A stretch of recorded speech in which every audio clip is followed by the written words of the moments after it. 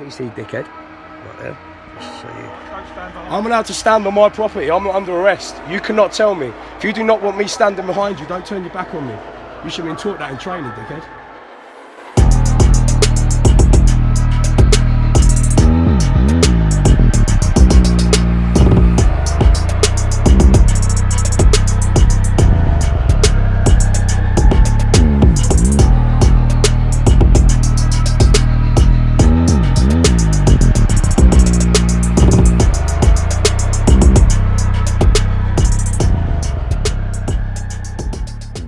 Watching you at peace with yourself whilst fighting, you went into a world where you stopped being Aarron Lambo on social media for a second, become yourself, where you started to, I felt like, you started to relax and step away from the whole media platform and just have that you time when you was fighting. Yeah. And that come of somewhat of comfort to me to be able to see you be able to let go of the stigma of Aarron Lambo and what everyone is wanting to see out of you, because as much progression as you make to be the best of the best, there's a lot of people out there that are choosing to drag you down with negative comments, with words, not realizing some of them are doing it to make themselves feel better, but they don't understand the damage that words do leave behind for someone that is as active as you and also has the mental torture that you have going on in your brain as well. Trying to stay on top of that and be positive must be somewhat hard for you. Yeah. A different person when I've got my kids around. A different person when I'm on my bike. I'm a different person when I have me time with my circle, and I'm a different person when I'm rolling around on the mats. They seem to be my escapes. Weightlifting, not so much anymore. Not so much. I don't enjoy it. I don't enjoy the industry. I hate everything about the industry. I hate people in the industry. I don't like anything about competing. It bores me. Doesn't interest me. Somebody asked me advice. What do you think? What would you say to a newbie who wants to go into bodybuilding? Do something else. There's no money in it. However, if I didn't go through what I went through, I wouldn't know what I know today, and then I wouldn't be where I am. But that doesn't necessarily mean that person's gonna, do the same journey, because you can't. Once someone else has done it, you have to now find your own path. So it's hard to give people advice on what you do. What you need to do is just give them enough belief in, so they can go and try something, that they want to do in their own way. But it is hard with the social media because people don't understand. But my closest people around me understand a little bit, but they still don't understand the most. Andy doesn't understand the most. Natalie doesn't understand the most, because they don't. When they have to deal with a hell of a lot of stuff, but they don't see how much sometimes negative comments and threads can affect somebody, and when it's constant. You could say to somebody, what would you do? What would you do if someone said that your wife's a slag? The most common answer, fucking knock them out. I'll go around her house. I'll do this. I'll do that. What would you do if somebody made a derogatory comment towards your kids? Oh, yeah, that's right. Fuck it. I'll do this. I'll do that. Okay. What would you do when a group of people are doing it? You can't do anything because you don't know who they are, where they are, and also if you did do anything, you would lose everything that you got. Welcome to social media, being a public figure. I mean, I see, where's your girlfriend? One, what the fuck is that to do with you? I'm not asking you where yours is. And if you're that interested in where my girlfriend is, go and look on our social media. You're commenting on a social media platform that says Aarron Lambo. Right? Yeah. And then I get somebody else comment, he beat her. Somebody else will go, really? And then he'll go, yeah, smashed her up, woman beat her. So then someone else would comment, I used to like Aaron until I just said that, can't believe it, scumbag. Then someone else, and I'll go on there and I'll just read a whole thread on my wall, on my post. All I'm doing is saying £5 off Alpha A5s. And then, now, if that's been up an hour or 2 hours, other people have read that. And then you've got Andy, who's a builder, just started work with his mate Dave. And then there's a passing comment. Oh, did you see that Aarron Lambo video? Oh, yeah, I heard he's a woman beater. What? Yeah, yeah. I saw it on a post. No, he ain't. And you see how that then escalates? Now times that by however many. You know, and that's just using that as an example, you know. But this is the sort of, you know, level of intelligence sometimes that you're dealing with. Yeah, I mean, if you asked anybody who would tell you to explain their lifestyle in great detail, they wouldn't do it. They wouldn't do it on social media because it's private, right? But then now you've got people that are committing suicide over it. You've got people, you have to be mentally strong. This is what I say about the words hurting. Listen, when you have a social media following, I believe that you've got a responsibility. Okay? Now, in order for you to have longevity in it, you must remember this. You need to be the one controlling your social media. Don't ever allow your social media to control you. So people are going to talk about you whether you like it or not. So what you can do is you can post what you want them to see. Get them to talk about what you want them to talk about. That's about as much control as you can have over it. Any other idiots that go on there, what I do is, if they think they're being funny, and he's just made that derogatory comment about your missus or whatever, and then puts at the end, only joking, Lambo, too late, blocked. You now don't have the privilege to watch my shit. Right, you've gone now. That's as easy as that, block. Don't need you. Do you feel like a lot of the people that are interacting on your page, whether it be negative or positive, do you ever look at that as in, you're actually helping my page, you're actually doing a lot of things? Because there is two sides to all of that. Like, one, it's getting the algorithms flying around like mad because you've got interaction on your page. But then also, what you're being talked about is stuff that you don't want to comment on, because if you did, that gets twisted 10 times more. So you have to either block or accept what they're saying and just hope that people understand who you really are and not trying to understand who you are via vulgar people. You have to pick your categories, don't you? Yeah. So there'll be people that might be somebody that I sacked. There might be somebody that's damaged my business, that's damaged one of the team members. There might be, I don't know, but they are trying to start a war with me on social media to create a popularity for themselves, or for them to build a business off the back of going to war with me. They're the people you just block and you delete and you don't even mention. Mm-hmm. Don't even mention them. Somebody wants to go and slag off my comments. Somebody wants to try and be quick-witted and clever. I'll screenshot it. I'll make you famous. No problem. And I'll sell products off the back of that. I'm a fucking genius at it. No problem. You gotta categorize it. But yeah, like, there was a black. I went into a jeweler's over here and bought myself a watch. I can't remember what it was. It might have been the. It's a Hublot one. It's about 33 grand. We did a video on it, and I was on Facebook Live, and I was on FaceTime with my sister, and she wanted some earrings, so I bought her some earrings. She wasn't expecting it, but I bought her these earrings on there. And then my friend that was with me said, "Oh, it's Black Friday tomorrow." So I said to the woman, "It's Black Friday tomorrow. Can I have my discount today?" You know, as it's a fucking lot of money, I still, you know, it's like one of life's little victories. I want a discount. Anyway, the video was up, and one guy commented on there, "Just because it's Black Friday doesn't mean you have to buy black people presents." Wow. So out of the whole video, the only thing you noticed was my sister was black. That's the only thing you noticed. We're in 2022. That's pretty fucking sad, right? So what I did is I screenshotted his comment. Because to me, you deserve to be famous now. You want to be smart? Cool, I'll make you famous. I blocked him from my page. Now I know whatever job that you're in, whether it's a factory, there will be, or wherever it will be, it's likely there'll be somebody within that industry that you know that will follow me. Right, so I'm now going to post it. And I did. And someone did know him. And actually a lot of people, there was people in his street, there was people at his work that knew him. And do you know what he did for work? School teacher. Wow. School teacher.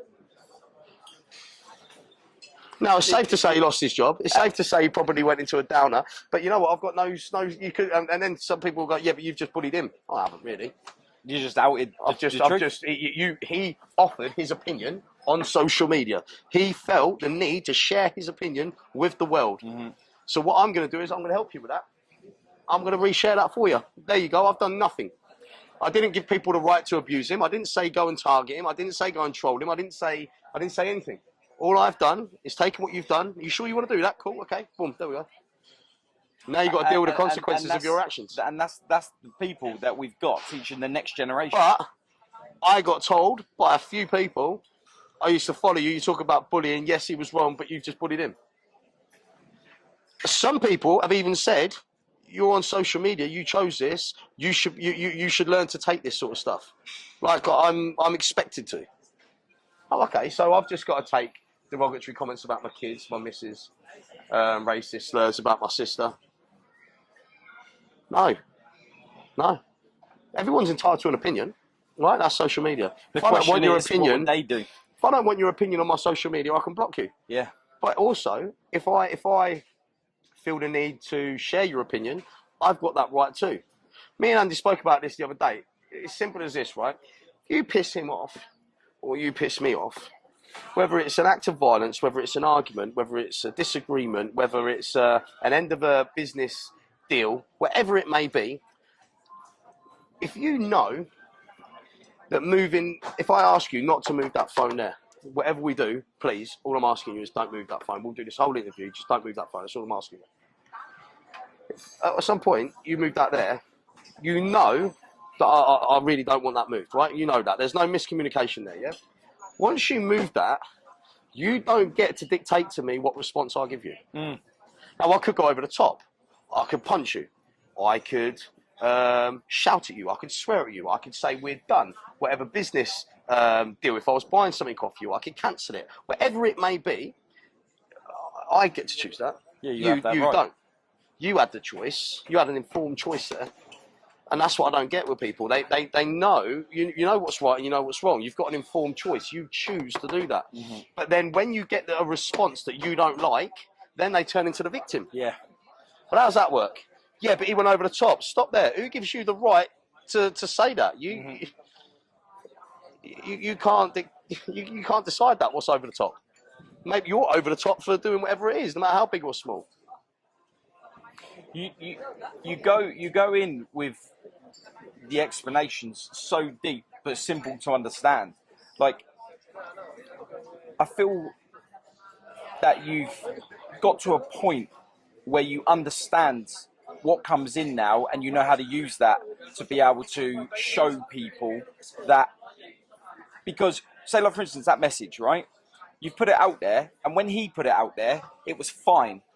When it come back to him, and all you done was reposted the image, right, of the tech that he's put on there. You didn't actually do anything. You just screenshotted it, re-put it back out on your page for other people to interpret whatever they wanted from that, right? So you've split, you've divided now. You've got people that are saying that you're a bully. You've got people saying, well done. Yeah, he needed to be outed, right? Mm-hmm. Yeah, so I think you've got to that point now where you've accepted so much without retaliation that you now know how to manage it, to be able to teach somebody. I've been blamed for it all my life. All my life growing up, all I've had is, Aaron, that was a bit too far. You crossed the line. You see things on social media. Maybe, okay, I've gone into Costa Coffee. I've outed that prick. No one knows what led up to that.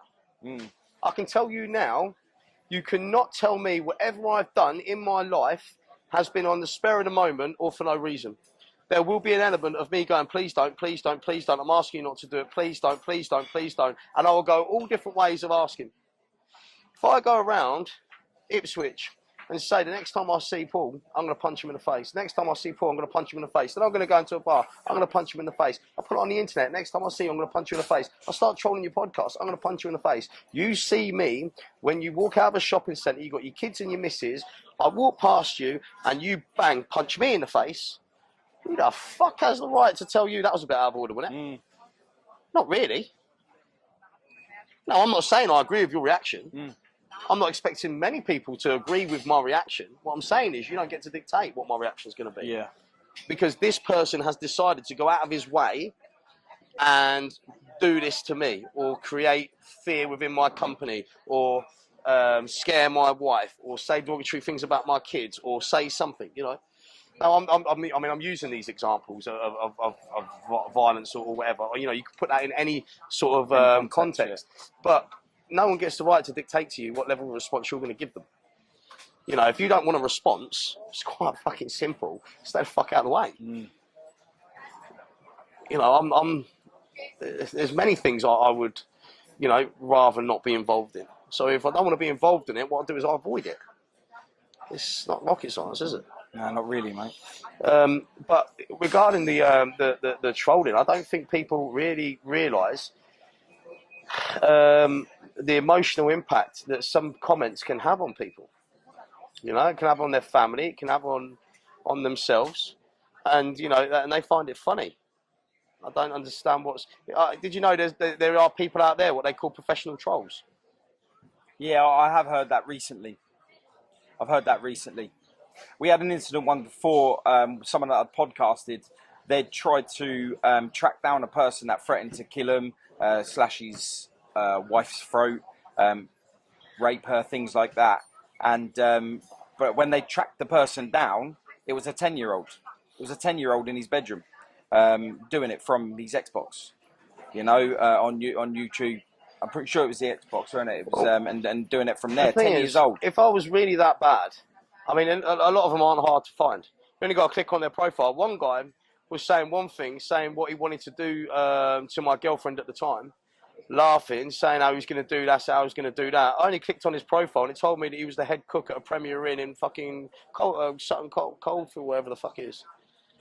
I got all that information just from going on his profile. I'm like, mate, really? Now, if I did turn up, we all know you ain't gonna be doing nothing. Yeah, apart from get his phone out and call the police. Like the Costa boy. Yeah. That did have mixed reviews, didn't it? That had a lot of mixed reviews. The thing is, once you get me to that point, right, I do not give a fuck. There are people out there, and we've all met them. I don't give a fuck. I don't give a fuck. They do. I fucking don't. Once we go down that fucking road, I do not give a fuck. I've asked you. You keep saying no, you keep saying no. Okay, cool. You're no physical threat to me, so we're going to go down this road now. And you ain't going to win.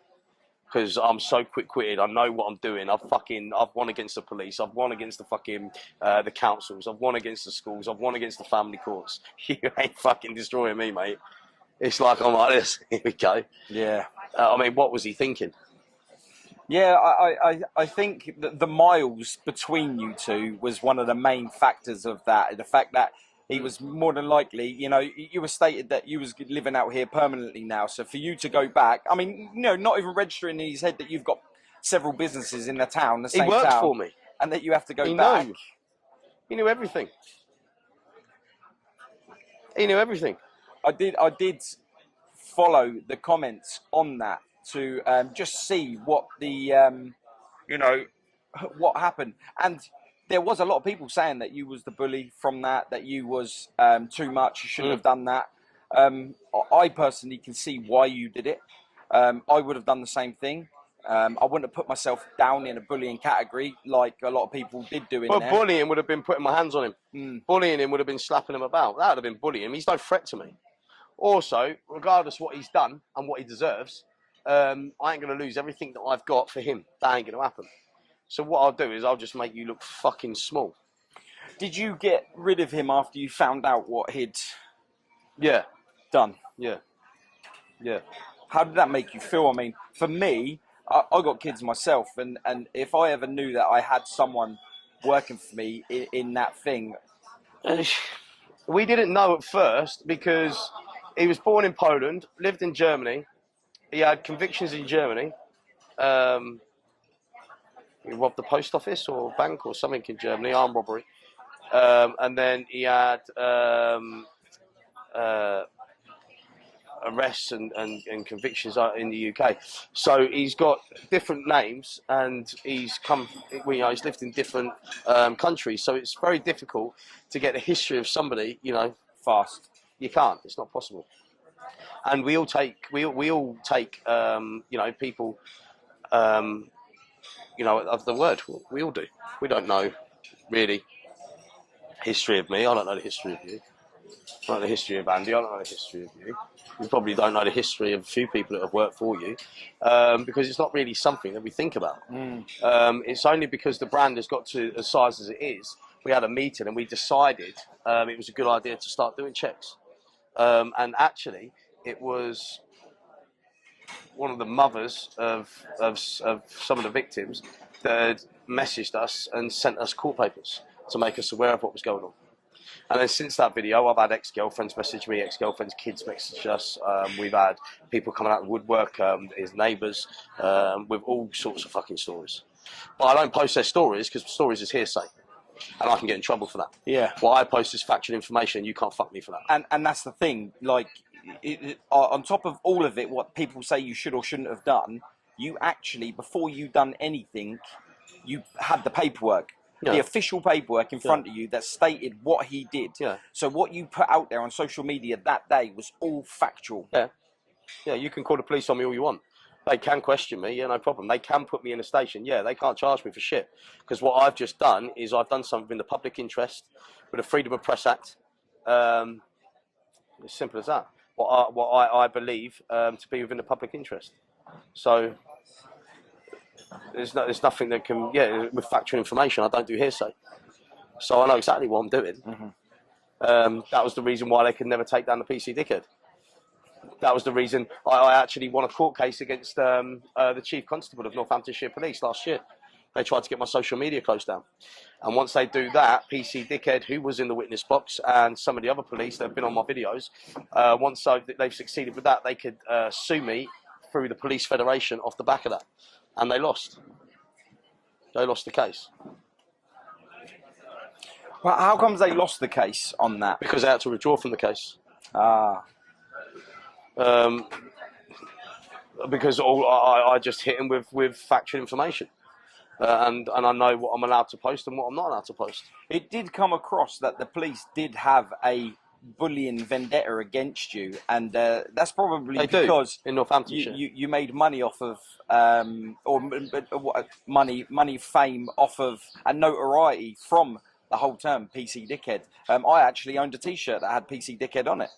You know, me and the guy you see on the phone earlier on. It's interesting because I've got a lot of fans and followers that are police officers. I was in Birmingham the other day with my daughter. A policeman come up to me in uniform, Aaron, with his colleague. Can I have a picture, bud? I'm a massive fan. My wife's a massive fan. My son loves your cars. Yeah, no problem. I have a police officer stopping me on the motorway. Because I'd done videos after that saying that not all police officers were the same. I had an issue with an individual. What I didn't want to do was create hatred against the police. Yeah. Because if my kids went missing tomorrow, they would be the first people I would call. Yeah. So one thing I hate, and I really fucking despise this, and if there is anybody that does this or is trying to make a career out of themselves for this, I think you're a fucking idiot. You need to try something else. Is where people go out purposely to stick their camera in a policeman's face who hasn't done anything wrong, just doing his job, just to try and mug him off, embarrass him, or get him in trouble. That's wrong. You know, or when the riots were happening in London, they throw a brick at a policeman, he hits him with a bat. Police brutality. If you fucking throw a brick at me, I'm going to hit you with a bat. If I have one. You know, you can't play the game. But if you are doing something right and that individual is wrong and your only defence is that phone, of course, record it. Absolutely. There's nothing wrong with that.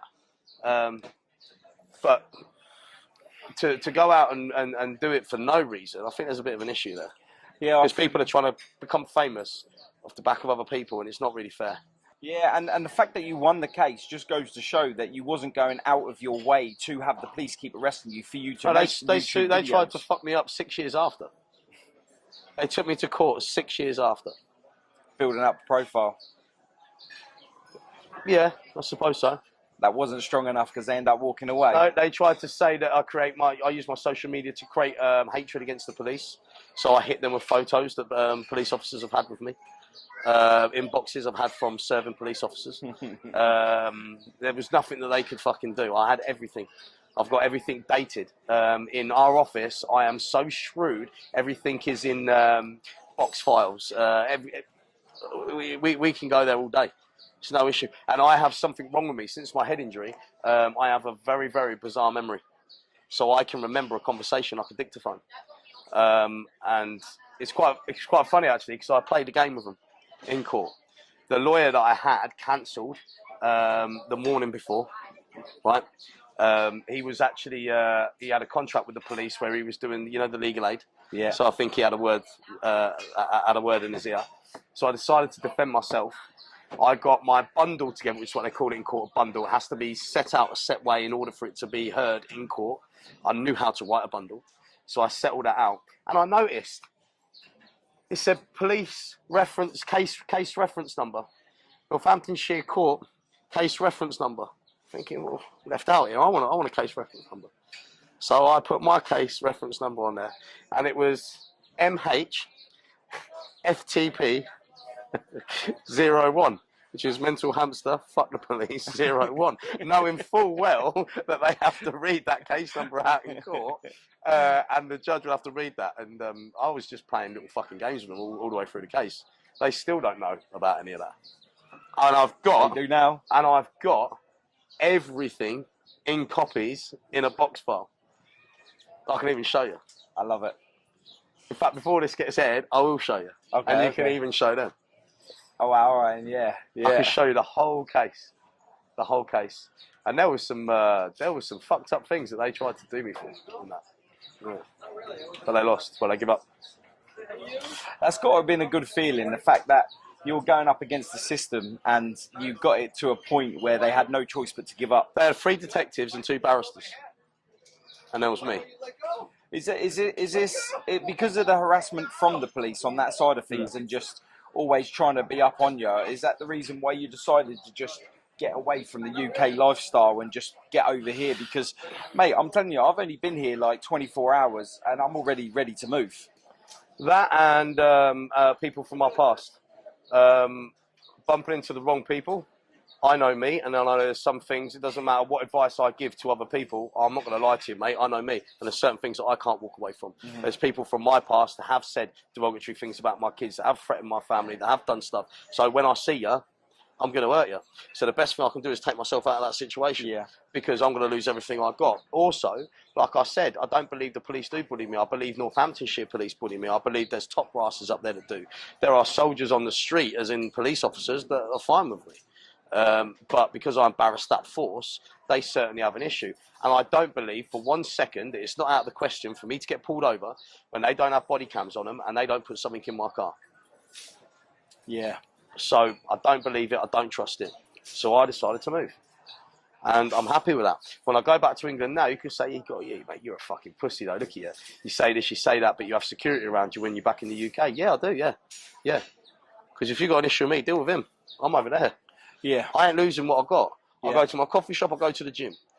And then I don't go anywhere else within that area, right, Andy? I'll go maybe London, or I'll go Birmingham, or I'll go somewhere else. But within my area, I have somebody with me. If I ain't got security, I've got one of the team members. I've always got a witness or somebody next to me on shoulder to shoulder, wherever I go. I have heard that a lot when they turn around and say, oh, when you come back, you do have the security.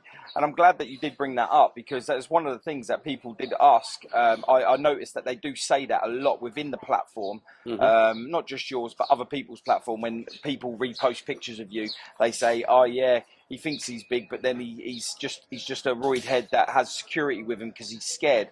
And I'm glad that you cleared that up, because I think a lot of people out there, they tend to listen to what other people are saying. They don't ask the person direct, or they can't ask the person direct. So knowing that you're doing it because you know what you've built, you know what you've created. But let's break down the security. If I go into any club that I have been in, nightclub that I've been in, since this social media took off, there is 30, 40 people at a time queuing up, wanting pictures. You've got people that have just come out of the toilet, had a line. He's just lost his kids through the family court, and he's watched one video of me on the system, and it's got him emotional, and he just wants to talk about something. So you've got a queue of people. Then people are getting excited. Then people are pushing in with each other. So if me and my team are out, I want me to be safe and them to be safe. We've never had an issue, actually, never. Not one fight, not one issue, not one troll has ever come there. It's all been nothing but love, but you still want to control that. So yeah, when we go out, we have security, of course. Of course, you'd be mad not to, because I can't go to the toilet. When I'm in the toilet, there's 6, 7 people in the toilets. Bro, let's have a picture. And I'm like, mate, I've got my dick in my hand. Let me have a piss. I'll come out. And, oh yeah, sorry. Yeah. But just to have somebody watching for you, hey, bro, just let him have a piss, and he'll come out. They are friendly, no problem, and it just controls. There's an element of control there. But when I say secure about me walking around, I don't mean me walking around in London or me walking. If I go to Hyde Park on Christmas and I'm with my kids, I know there's going to be people that's going to want pictures. I need and you want to spend time with your kids. But I need to keep an eye on my kids, and I'm not going to turn someone down for a picture. So they're not just watching me, they're watching my kids don't run off. Have a picture, yeah, sure. So I don't have to worry. So there's all different reasons why I take stuff, why I take, precautions, and people with me.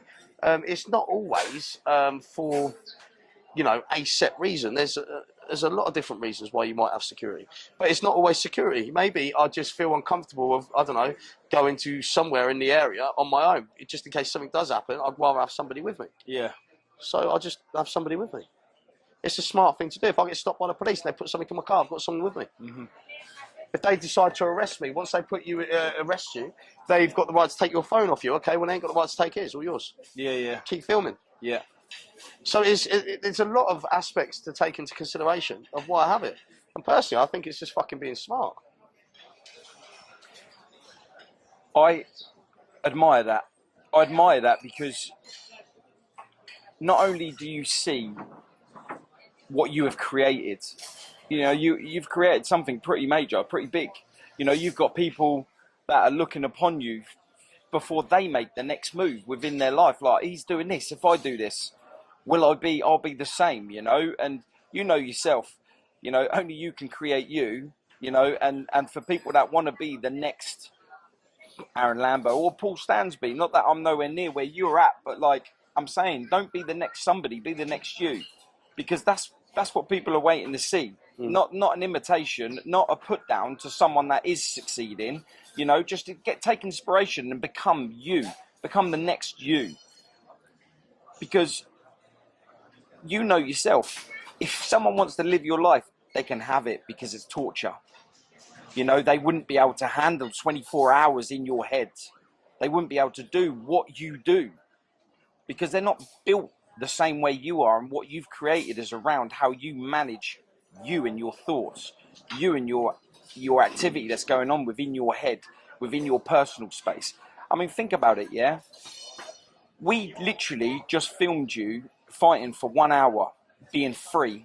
We come off, we had a little bet on the ninja, which I failed on straight away. And then we went from that happy moment to seeing you taking a minute for yourself. And I can see something was beating you up. And I can see you just went from being free to being just so closed off to yourself that I gave you a minute to be able to work it out. And then when you come away, you could see that you was being tortured outside of your freedom, right here in your gym, in your place of peace, in your place of being able to get out that aggression, get out that stress. Yeah, because something come up on my phone that bothered me, and immediately took me into another place. You don't have to go into it, but if you don't want to, because I'm just saying that, like, for people out there that are not seeing that, because you're not capturing it yourself. I captured it today, and I see it with my eyes. I see the change in you that I don't see on social media, and that's because you don't put that on there. But I think, but now imagine what the team have to go through. Like my sister, what I call the lieutenants of the brand, they will have set jobs that they've got to do. They've got set responsibilities that they're in charge of. Someone might ring me up, like Andy, to tell me something that I need to know. He might have a shitload of good news to tell me, and just by hearing the sound of my voice, he knows there's something wrong. So now, before he's even told me anything, he's now turned into my counsellor for the next half hour, which is probably completely fucked his day. He knows I'm struggling. I've got Ollie waiting on me for the next promotion. I've got the production team waiting on me for an okay on whether we're going to run the Mental X or the SFS. I've got people waiting on me to pay for Raws. I've got there's so many people waiting on me, and I'm in a completely different place over something that has nothing to do with anybody else, but now it's affecting everybody else. I don't mean for that. They know I don't mean for that. The fact that we are so close, they're in the job that they're doing. They're already aware of that, that can happen, will happen. So it's, you know, I suppose it's the shit part of the job, but it affects everybody. It's not just me. I've got my own shit to deal with, but now some of them can deal with it better than others. Now, some, it doesn't matter what they do that day, it's going to be wrong. Some don't know how to deal with it. It's fucking hard. It's hard because mental illness doesn't give a shit how much money you got in the bank. It doesn't care what car you drive. You wake up one day and your best mate's next to you. Hi. Right? Yeah, I'm going to remind you of a couple of years ago. We're just going to go through some memories today, me and you together. Brilliant. We're going to be there. Great. That's me for the day. Fucked. That's how it starts. I call it rainy days. The best thing to do on them rainy days is stay in, because nothing productive is going to come out of that rainy day. But I'm just very fortunate to have the team that I've got around me. It shows me, and it gives you a little clue on how great they actually are at what they do, because they have to deal with work and deal with me. Also, without me knowing, they're putting an element of protection around me as well to try and absorb as much of the shit before it even gets to me. I'm very fortunate to have the people that I have. The brand wouldn't be what it is without them. Absolutely not. It wouldn't be running. There's no possible way they could do any of this without me, and I could do any of this without them. Absolutely no way. That's not a cliche. That's not me just saying it because it's the right thing to say. It's a fucking fact. It's a fact. But then, you know, we also try and protect that within us. We have rules within the company. One rule I have in the company, within the whole brand actually, you speak to each other like you would speak to me. So there's no fuck you, I'm going to say to Aaron, I'm going to do this. Or if you wouldn't say that to me, don't say that to that person. We've got a rule, there's no threats, no violence, you're gone. Any threats or violence, you're gone. If you do illegal activity for to earn money and stuff like that while employed by the brand, you're gone. You take cocaine, you're gone. In your own time, you're gone. Yeah, you've always been pretty strong on that, haven't you? We've got a lot of rules in place that protect me, it protects the brand, and it protects the team. So then it's very crystal clear what everybody has to deal with that day. They know. Andy knows if I'm in a bad place, he's only got to deal with me that day. Mm-hmm. He ain't got to deal with any innuendos. There's no subliminal messages. There's no little clicks in the company. He knows that that's not possible because of the rules that we've got. And if it was, it would be dealt with and done. So everybody knows what job or what issue they have. If they fall out of another person, that's them falling out with that person. That can be dealt with. It can be fixed. It's a good working environment to be in. Yeah, it is. It's like a peace simple. of mind. It's simple, but so effective. Yeah. You follow the rules that you put out there. People have broken the rules, and they have gone, and I have been strict, and I haven't given second chances.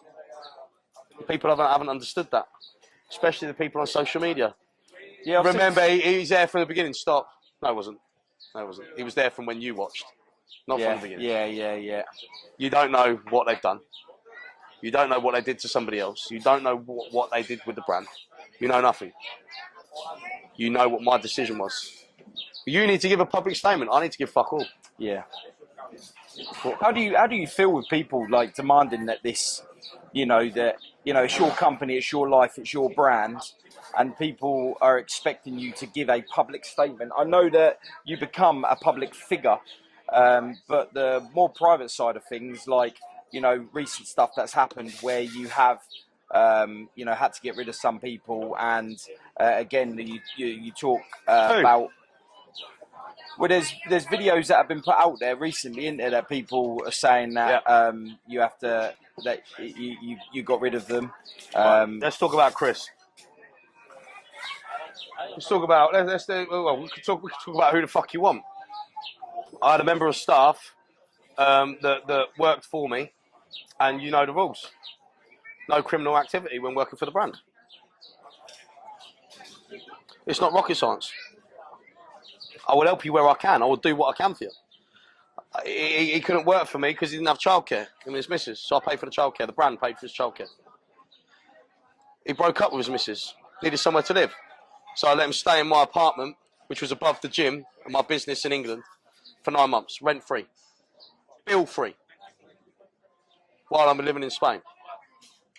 Gets his new house, and within the first month, gets raided. Swears blind to me it was an old warrant. Something wasn't ringing true. Because the police don't just decide to go raid you and their old warrant from when, right? So, what I decided to do is send 2 members of the team into the apartment that he was staying in, because no one stayed there since him. I haven't been back in that apartment, right? Because there was only a month difference, or 2 months difference, whatever it was. We had to Google what we found. But what we did find was gloves, goggles, and the chemicals to make crack cocaine. Right? Yeah. So the facts here. So I'm paying you, yeah? You're staying in my apartment, rent-free, and what you've just done is not only broken the rules, you've seriously got your dick out and you've pissed all over me and every member of the fucking team. Pissed. All over us. Right? And then stuck your finger in our fucking face afterwards. That's what you've done. That's what you've done.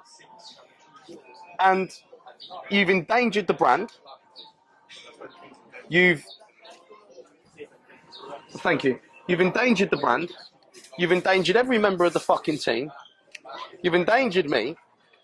Because if they had decided to raid his place of work, they found out that he was staying in that apartment, they raided that, and that's above my gym. You think they're going to believe that I weren't? As well. You think they're going to believe that I weren't involved in that? Do you think the public, the trolls, are going to believe that I weren't involved? There's already rumours going around that Mental Hamster is a front for drugs. Yeah, I did hear that. So crack cocaine, really? Yeah, I heard it, and I was like, well, but of course, I'm the bad guy.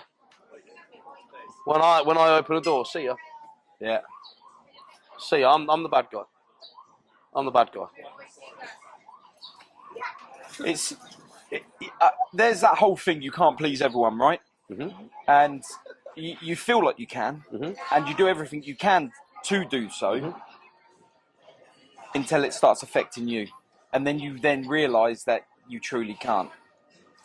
Tell me where it stops. Tell me where it stopped. I don't know, man. They got a driving licence because of me. We got him a car. Paid for his mum's funeral. And then you go and do that to somebody. So you've done all that to somebody and he's staying in your flat above your tattoo shop. And you find all that out.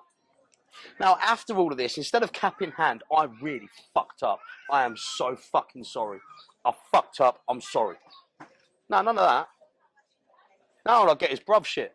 Fam shit. You're talking in a way you never fucking spoke before, so I don't know where the fuck this has come from. Now you're all road. Now I'm getting you dead, bruv. Right, okay, cool. Well, I can't come to you right now. I'm in Marbella. But, I mean, when I'm back, my dog's dying at the minute. I'm waiting for my residency. But what I did do is I did go back. I was at my coffee shop for 3 days, sitting outside the front, having a coffee. Nothing. Nothing. The day I go back, though, phone calls. Where are you now, pussy? You're dead. Goes round my bar staff's house. People that haven't got a violent bone in their body kicking their door. You're dead. Tries to create little rumours on social media. Why? Because you now want to become famous, you know? But people don't see that side. You get a couple of people that will see a few of his posts, and then they'll create an opinion. See what Aaron did. These people were there for you. These people were with you, and you just got rid of them. Money's gone to your head. Stop there. So because he doesn't work for me, because he's created an issue, and I drive a nice car, you've come to the conclusion that it's money that's gone to my head. That's the reason, is it? How we got to there then? How'd that happen? But if you want to talk about facts, we can go through facts. That's what I'm saying. Ask me any question you fucking want. I couldn't give a fuck. I'll tell you the fucking details and the facts about it and the decisions I made and the reasons why I made them. I've got no fucking problem with that. Absolutely none. How did you feel when this all come out, and you see these videos just immediately go online? Did you stumble across it, or did someone send it to you? No, the team make me aware of it because I don't see a lot of stuff. I don't look at people's walls. I don't look at people's social media because I don't have time. I post things of what we've got to do. I'm on the phone most of the day, arranging stock, having conference calls with different sectors of the brand, the bosses of them sectors. So, but a lot of things get filtered. You know, I get told by team members. I mean, a lot of stuff I don't even give attention to be honest.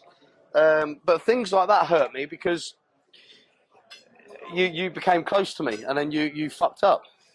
And instead of taking responsibility for your actions, you're just blaming everybody else. But really, I didn't ask you to do that. You decided to go and do that. You knew the rules.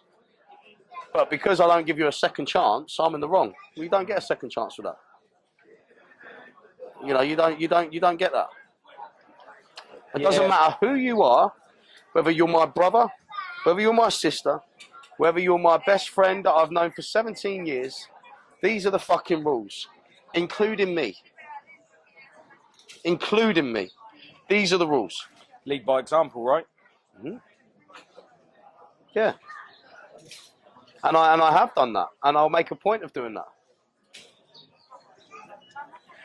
Let's clear up that whole thing with the, you know, because in the video where they were saying about, I mean, me and you have spoken about it before, but there was that whole thing with the mural on the wall and stuff about you saying that they wanted to come in and you to take it down. So because they don't no longer work for the brand anymore,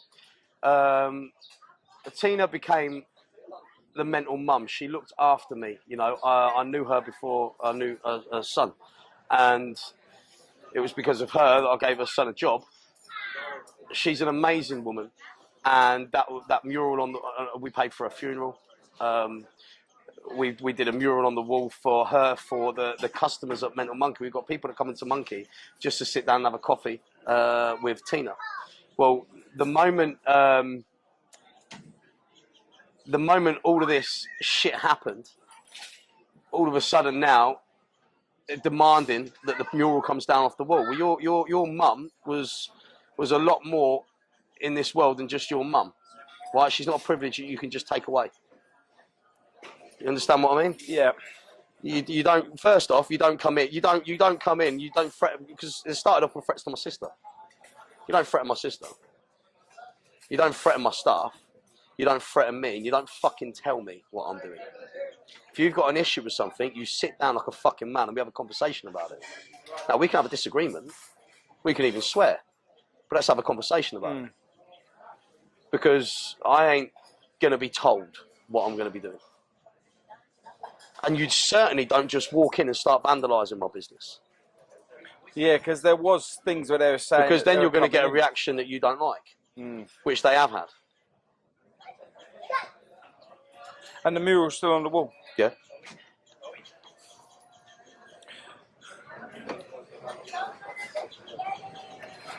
I can see how much she meant to you. Yeah. I can see the pain in your eyes that she's no longer with us. And I can see why you'd want to keep it up there. She stopped me from making fuck up. She was the person that I would go to for advice. She wouldn't have allowed any of this shit to happen. She, her youngest son, she moved house because her oldest son kept getting her house raided. The moment she's in the ground, he's getting her house raided.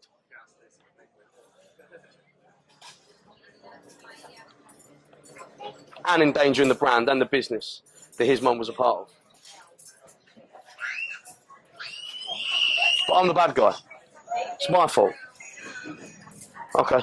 How do you swallow all that? Right, I'll just fucking ignore it now. The thing is, the fucktard, he's not a fucking threat to me, not a physical threat to me. He might be intimidating some of the staff, you know, that work at Monkey, but as far as like the lieutenants of the brand or other people of the brand, no one's scared of him. People are just getting on with their fucking day. He's not, you know, when you're coming in and you're going to vandalise my business, I'll just get a court order out. Yeah, I think you're playing your cards absolutely perfect, to be fair. I mean, you know what you've got. Well, I know what I'm you doing. Yeah. I know what I'm capable of. I know me. I know the people that I've got around me. And I'm not talking about the lieutenants of the brand. I'm not talking about the brand. I know the people I've got around me. He knows the people I've got around me. He knows the people that have spoken to him recently. He wasn't so brave then. Are these people from Marbella or are these people from the UK? No, these are people from the UK. But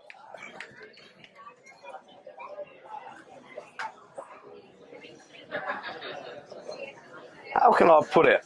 How can I put it? I don't believe you can ever change. I think you can learn to be better, right? So I'm always going to be me, you're always going to be you. But I'm a lot smarter than I used to be. So I ain't fucking scared of you, by no means. I know what I can do, I know what I'm capable of. Am I going to risk what I've got right now? Am I going to go to you at your beck and call? No. Do I have the power to get other things done a different way? Yeah. Yeah.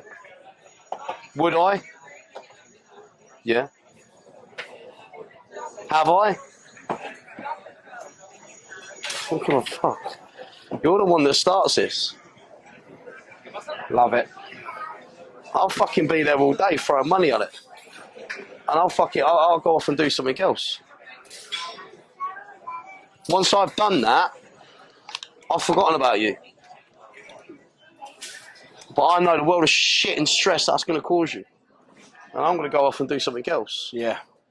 Take yourself away from the foot. And it's funny because when I was back, the person that we sacked that interfered with kids was also on his post going, yeah, he's a pussy-eyed in Spain. I'd love to toss that dwarf around the room. Okay. Well, since he didn't come to Monkey to see me, I went and saw his pain in Costa Coffee. I put my hands in my trousers, didn't I? I put it in my pockets. There was nothing going on there. Yeah, there was that was a split decision right the way down the middle of how that should have been handled. I think personally, you know, no lick us. I think you've done the right thing. You know, the fact that you was making the public aware that because there's no way in this world I'd like to buy coffee from someone that I know that's touched a child. You know, and you have the proof in that. You have the paperwork. You have the official information from the database that states he's done what you said. You know, so you're not just making it up. You know, a lot of people they throw around this terminology.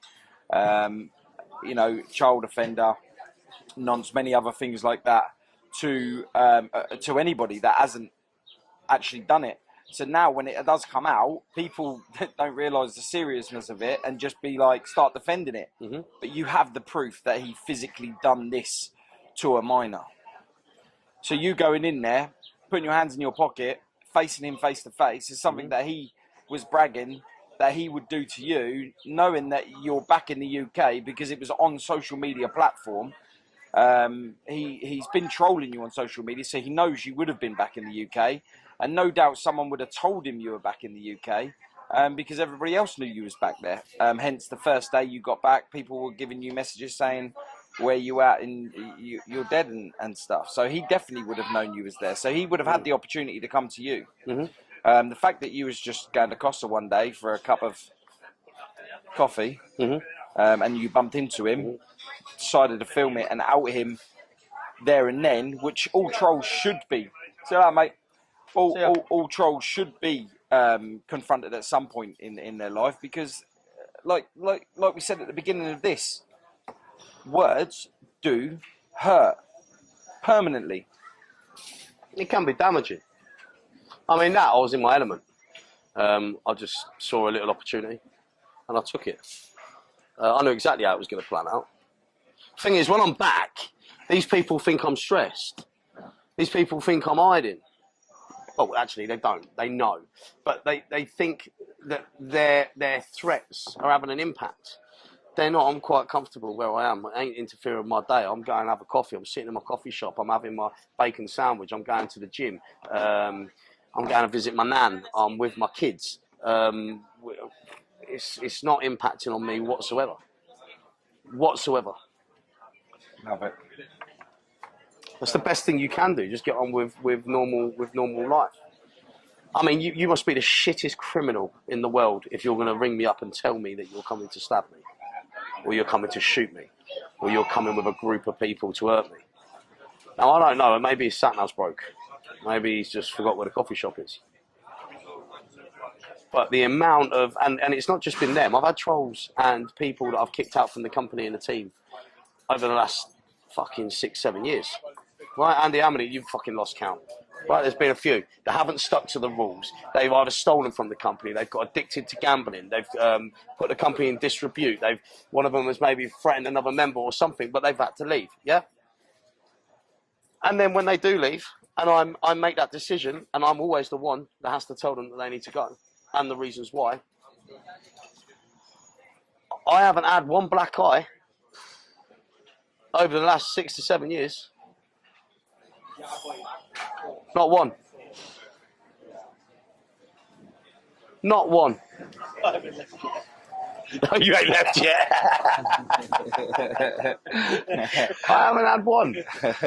Not one. So, am I going to stress over something he's going to say to me? I can't even do it straight back. I'm trying to sound intimidated. If you never heard that, what he said is he hasn't left yet. But am I going to be stressed over somebody who's threatened me, who's no longer part of the brand, who thinks he's a roadman? Am I going to be scared that you're going to beat me up? No. No. And I'm not, because reality is you can't. Right, so I already know that, yeah. And secondly, I've got more important things to do than concentrate on you. I've got more important things to do. So you're not inconveniencing my day, because when I'm on the phone sorting out production or sorting out other things, I don't give them a second thought. The shit that goes on in my head that gets me down is personal things that I struggle with. You know, memories of things. They're the things that the only person on this fucking planet I'm scared of is myself. Because I know the length I will go to destroy myself. That's what I want to stay away from. Yeah. I know I can do that. I will destroy myself to fuck you up just to prove a point I don't even know what I'm fucking proving. I know I have that in me. Yeah. So I don't want to do that. For fucking what? There's no point to it. It's certainly not fucking hard. It's completely self-destructive. No. That's what I need to control. That's what I need to concentrate on. Think about it like this. Let's say, right, let's say he's hard. He ain't. But let's say he is. How the fuck are you're saying you're going to hurt me? Okay. I'm going to beat you up. Okay. I'm going to knock you out. Okay. Let's think of another threat. I'm going to break your jaw. That's always a good one. Okay. Right. You're talking to someone that puts himself through more pain than you could possibly put me through. Yeah. So if you're telling me you're going to put me to sleep for a few hours, do you know how many panic attacks sometimes I have in a fucking day? I go sometimes 3-4 months without them, and then some days I have them. You're going to put me to sleep? Fucking mate. Crack on. If I could swap a black eye for some of the fucking emotional pain I'm in, you think that's really going to hurt? You really think what you're saying is going to... Let's take away the mental health side of things, the emotional pain that I put myself through. You can't even compete with the pain I put myself through on leg day. And you want me to be scared of you? Think of something else, mate. A black eye, really? So when I put it into that context, is that really the best? Is that what? I don't know where we're going with this. Okay. All right.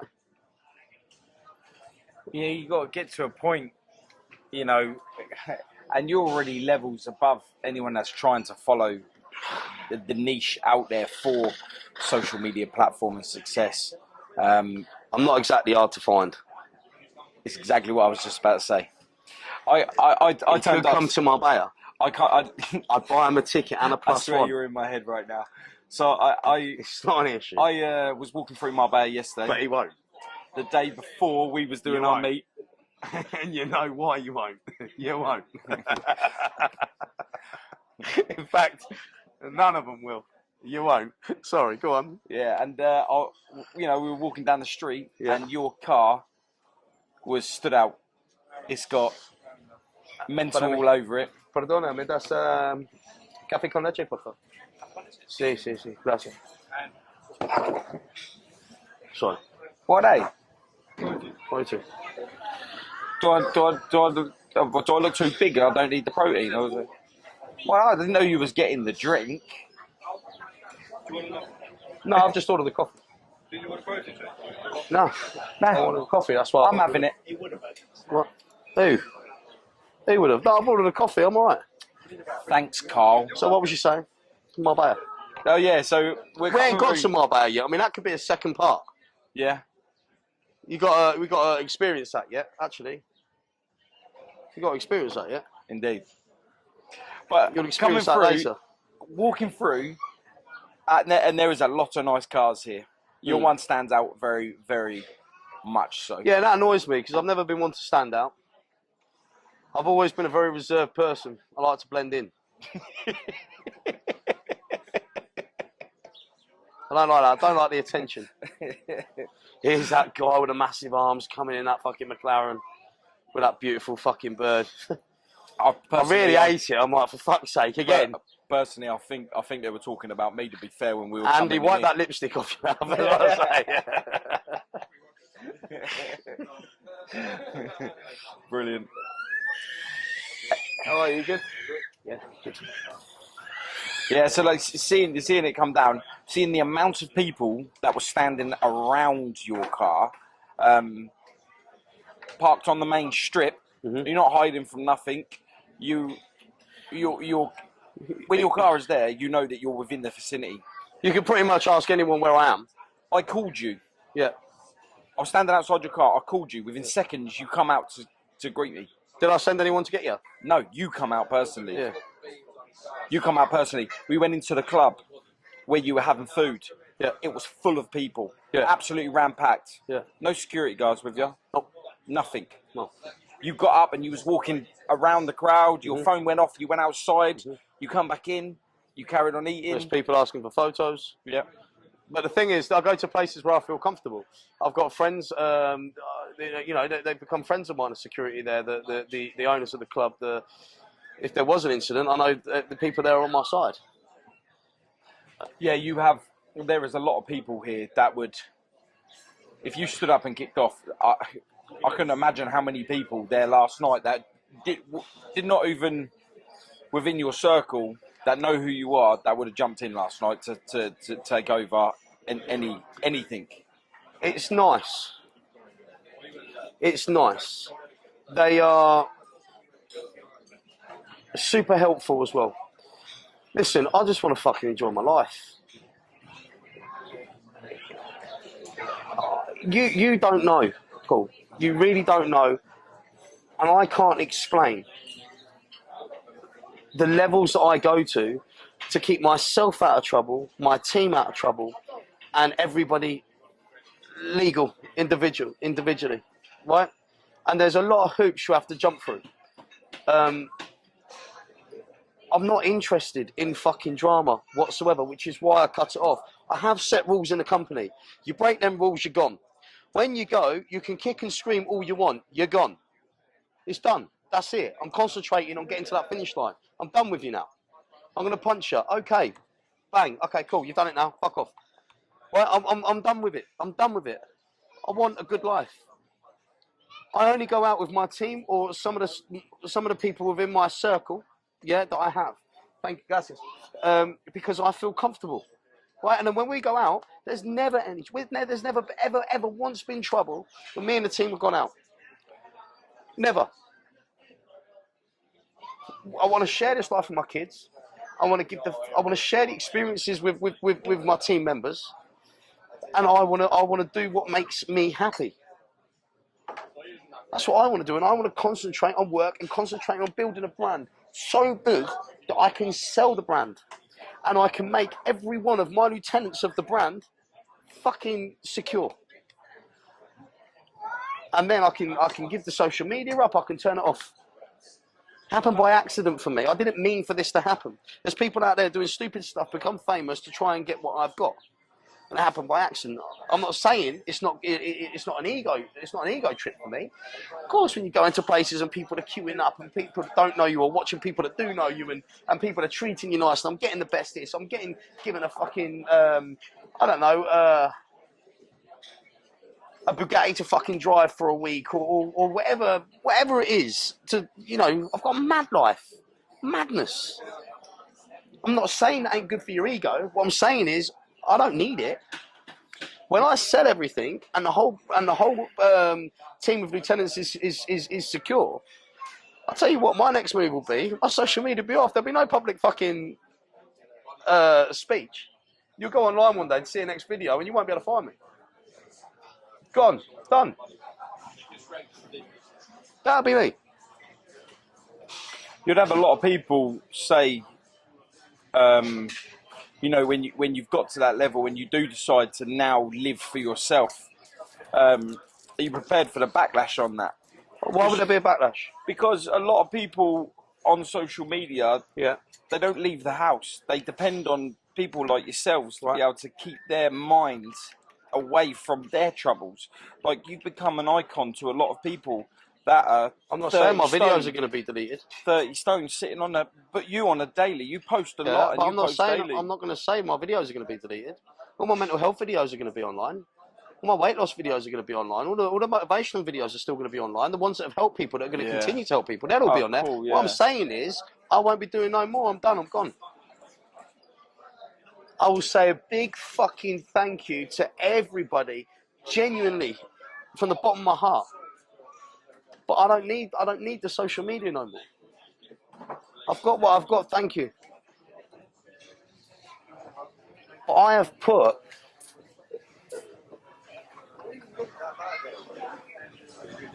How can I put it? Have you put your piece on the line? No, because you're misunderstanding me, and it's getting me a bit emotional. Because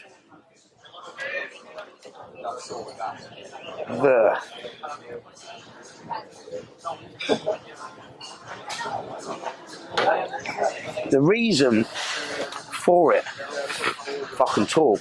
Nah, sort yourself out.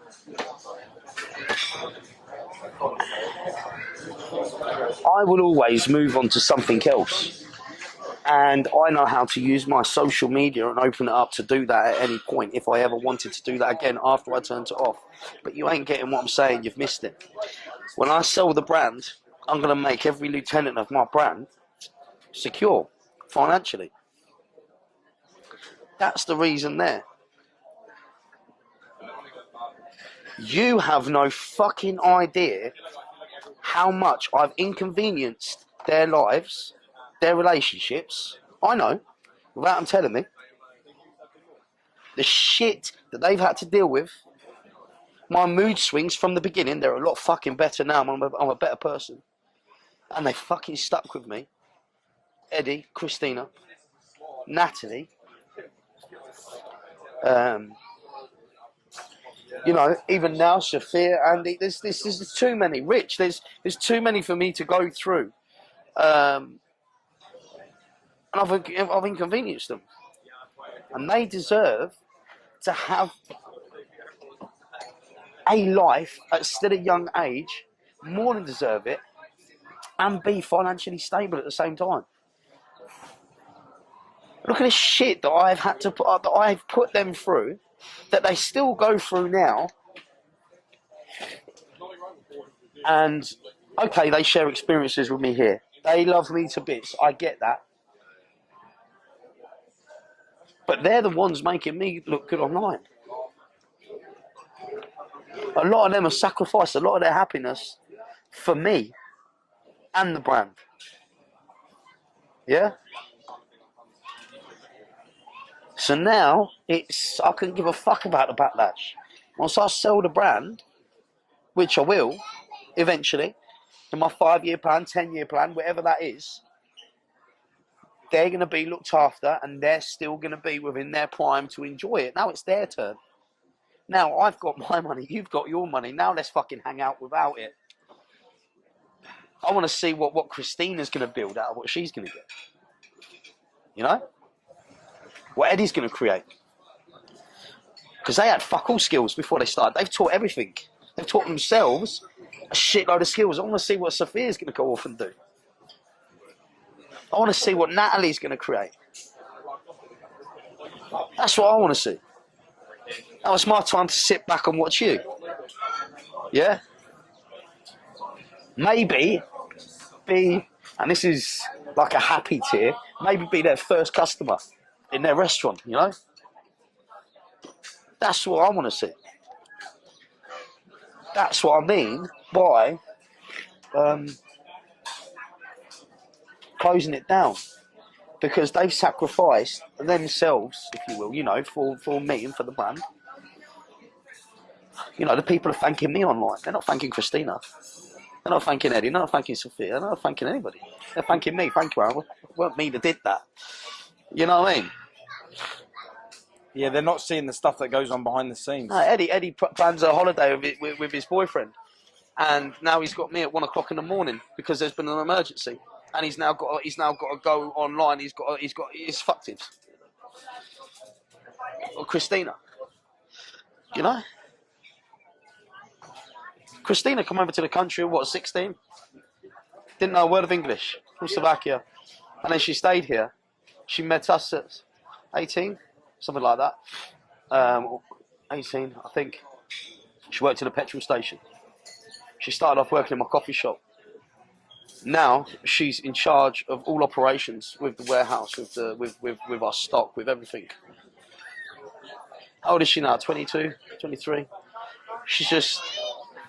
She's just gone and got her first car in finance, which is incredible, right? Massive. Yeah, but she's done that on her own. So that's what I mean. I wanna see what they're going to be able to achieve. That's what I want to do. You know, there's a lot of things I could tell you about all the individuals that have been with me from the fucking beginning. You know, not the people that you've seen over the last couple of years. Them people ain't been with me from the beginning. Let's not get that fucking twisted. His daughter was working for me when she was 14, 15. Yeah. Answering calls for me at the gym. She was taking death threats then. Aaron, there's 4 lads on their way. Well, they said they're coming to beat you up. What do you want me to tell them? Tell them I'm stretching. I'm warming up. That's what I used to generally say. Seriously, we used to joke about it. She then went off. She worked for Volkswagen. She worked for jewelry shops in you know, Rolex dealership, Brighton dealership, whatever. And then she ended up coming back when you know, to the mental brand. But it was what it was. And now I can't see us without her. You know, that's what I mean. I want to make everybody financially stable, and then it's their turn. Pass the ball now. You've had your bit. That's what I want.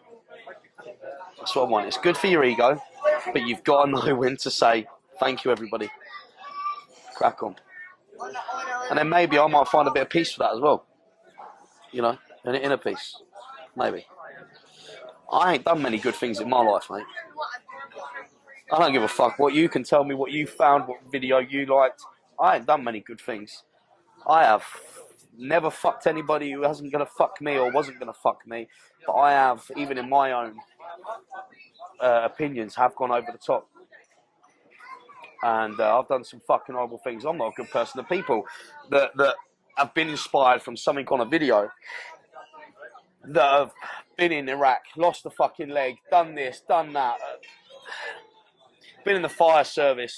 So many people that have approached me. When they're telling me their stories, I'm looking at them, I'm like, don't call me an inspiration. You know what I mean? I can't compare to that. So I do feel I'm living a lie sometimes because, yeah, I talk about what's on my mind. Yes, I tell the truth. Yes, I do this. But I don't believe, you know, the good comments. I suppose the followers can't do wrong for doing right, can they? I'm having a go at them when they're trolling me, and I'm having a go at them when they're saying nice things. It's equally as bad. But when they say things that I know, you know, what you're okay. That's nice what you're saying, but I know that's not true. But I suppose that's their perception. But yeah, anyway, I want to see them do good. It's really crazy to hear you talk so passionately about where you're wanting this brand to be. Is not just for yourself; it's for everybody else. Yeah. And I think the fact that you're such a power figure that you do express yourself, you do become emotional, you ain't afraid to say how it is. And I think that opens the doors up. Yeah, but so what are many people going to people say to me? Think about it. What, I'm weak? Cry like a bitch on camera? Yeah, why? I cry like a bitch. Why? Because I'm proud of my team. All right, yeah. Move on. What are you going to say? What are you going to say to me? I don't give a fuck. I'm proud. This is what I mean about the fucktards don't enter my head. I'm not saying the team agree with my level of response. If I do throw money at something, they do end up with a visit. Maybe they don't agree with that. Maybe it's not the correct way. But it's my way. No, I forget, because I've got things to worry about. And my team, my life, my family, my kids. More important than your level of threats. You're certainly not physically intimidating me, so you're not gonna be in there fucking things. It's not like I'll end the discussion on him with this, right? You said I'm not hard to find. Yeah, we know that. I'm in Marbella. Maybe he did miss me. Maybe he was busy them days. Maybe there are some legit reasons that he wasn't at the coffee shop. Okay, right. There are some circumstances that I'm pretty sure we can agree, and everybody would agree, that you know what response you will get. So if you genuinely want a response from me, you genuinely want me to lose everything or go and do that, okay, I'll do that. You know what you need to do. Go and do something that's unforgivable. Then you'll get the response. You won't like the response, but you'll get the response. Stop threatening, stop talking. Go to one of my bar staff that can't fight. Go and punch him in the nose, break him in the nose. I'll come back for you. Go and do something to one of my fucking team. Okay, cool. No, man. But you won't, because you're not capable, you ain't got it in you, and you know what the response will be. And that's not me goading them. What I'm saying is, everybody has somebody that doesn't like them. You've got people that talk shit about you, right? Yeah. Right. They know what to say and what to do to get a response that they want. I'm on about the ultimate response. Yeah. Right? Yeah. You would agree with that? Yeah. Okay. Whether that's regarding your brother, your girlfriend, maybe someone close to you work with, the person that doesn't like you, that despises you, Paul, knows more than me, more than anybody else, what to say, what to do if they really wanted a response from you. Correct? Yeah. But you know they won't do that because they'll get the response, but they won't like it. Mm-hmm. So what they do is they won't do that. What they'll do is they'll stand over here, go, "You're dead," right? So that's it. That's how you end it, isn't it? You know, okay, if you want a response, you know what to do. But Yeah, you don't want that. Yeah, you're absolutely right. I don't want to give you that. So everything else in between of what's being said is an irrelevant conversation, isn't it? Yeah, yeah. That's how I think of it, anyway. That's how I think of it.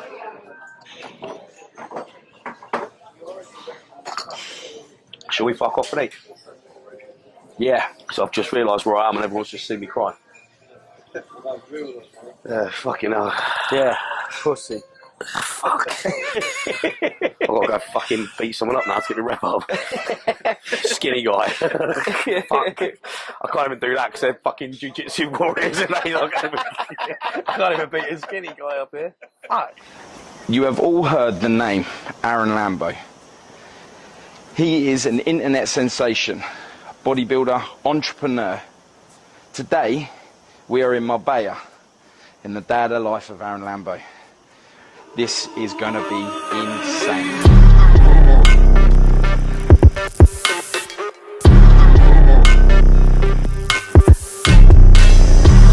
How you doing, mate? Now, we could put some... Ah, you see, you did it there. Fuck it, you see, you could do some, like, real cool background music, but I ain't got the key to me gate. I've got to wait for him, ain't I? We fucked that right up. It ain't an episode of MTV Cribs. No, it's not. No, it's not. It's Paul and Aaron show. That's what it is. AKA Aarron Lambo from Wish. Most expensive Harley Davidson that Harley Davidson make. Really? Right? Yeah.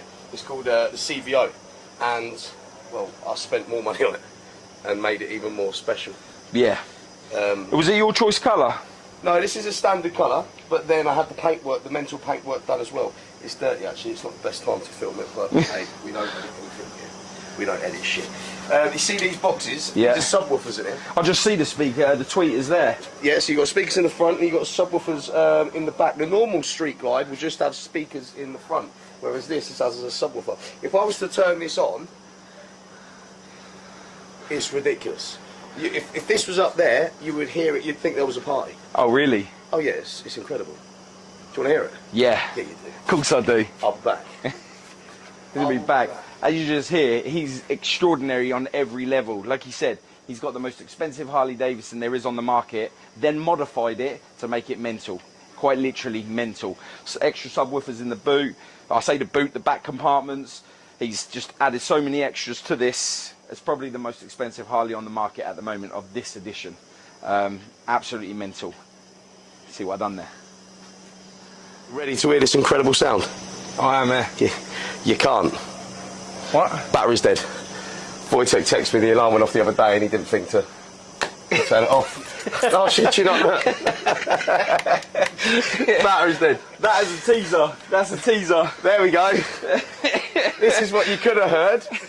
However, I have 7. I think I've got 7 Harleys. All of them are completely custom. So I've brought them brand new, apart from one, because that was a classic one.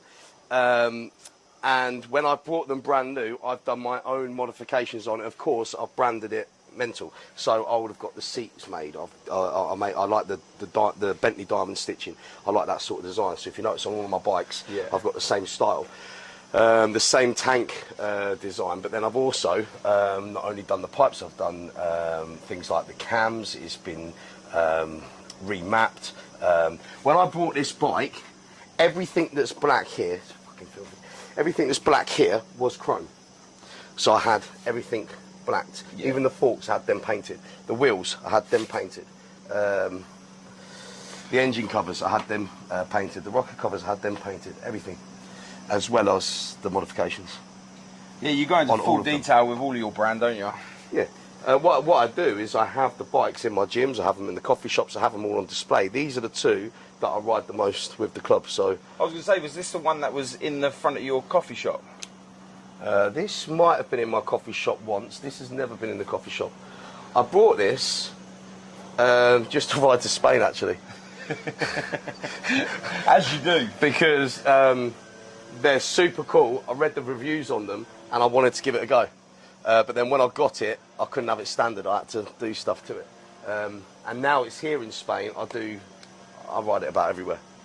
It'd be the most recognised bike around here, I reckon. Well, yeah, both of them. What does everyone say about your stuff when they come up? Because obviously it's got mental written on the side. So we was in Marbella yesterday, and your car was parked up on the side of the street, and it got so much attention, it was ridiculous. I actually called you up and said, "There's people leaning on your car." Yeah. And you was like, "Yeah, everyone does it." Yeah. That's insane. It's incredible how well known the mental brand is here. Yeah. One of the businesses, as you know, that I've recently started is the competitions, but a unique competitions where we build a one-of-one bike or a one-of-one car, like a Bentley or an RS6 or whatever it may be. I've actually lost count of the amount of people that have approached me that have Bentleys that have asked to buy that particular body kit, because they like the mental. Same on the Range Rover. I've had them stop me in the street. I keep seeing it in Port Banús. I keep seeing you about, or I follow you, or my friends follow you, or my friend's business has told me about you. Something has attracted them to the style of the mental brand on the cars or the bikes, and people want them, but we don't sell them. That's what makes our model so unique. You can only win it. Do you think that the thing that's attracting them the most is you? It's me. It's you? I think it's my looks. It's my dashing good looks. No, to be honest. Obviously, I would know all about that because, you know, I'm the wish one. I wouldn't know because it all comes down at the end of the day of the algorithms. So whatever country that I'm in for a particular length of time, the algorithms on the social media change. So when you post a video from that particular location, it goes around that sort of area, if you like, or that part of the globe, more so than what it would do of where you're from. Does that make sense? Yeah. So when I lived in Jamaica for 3 months, you can imagine that's where the algorithms were going off. Same as South Africa. So if you spend, what I've worked out, 30 days or more in a particular place, you're going to end up getting a bigger reach in that area. So I've been in Spain 3 years now. So. Yeah, and you're very, very recognised here. Yeah, but then I've got, you know, I know a lot of people here. Some it's because of the brand, some it's because of social media, and some it's because of the club, or some it's because of, I suppose, friends of friends here. I don't know, so I don't really know. Yeah, just spending a few hours with you last night in the club, just seeing how many people just wouldn't leave you alone. Was absolutely insane. The amount of influence that you had just within that single club alone was insane. How did you cope with all that?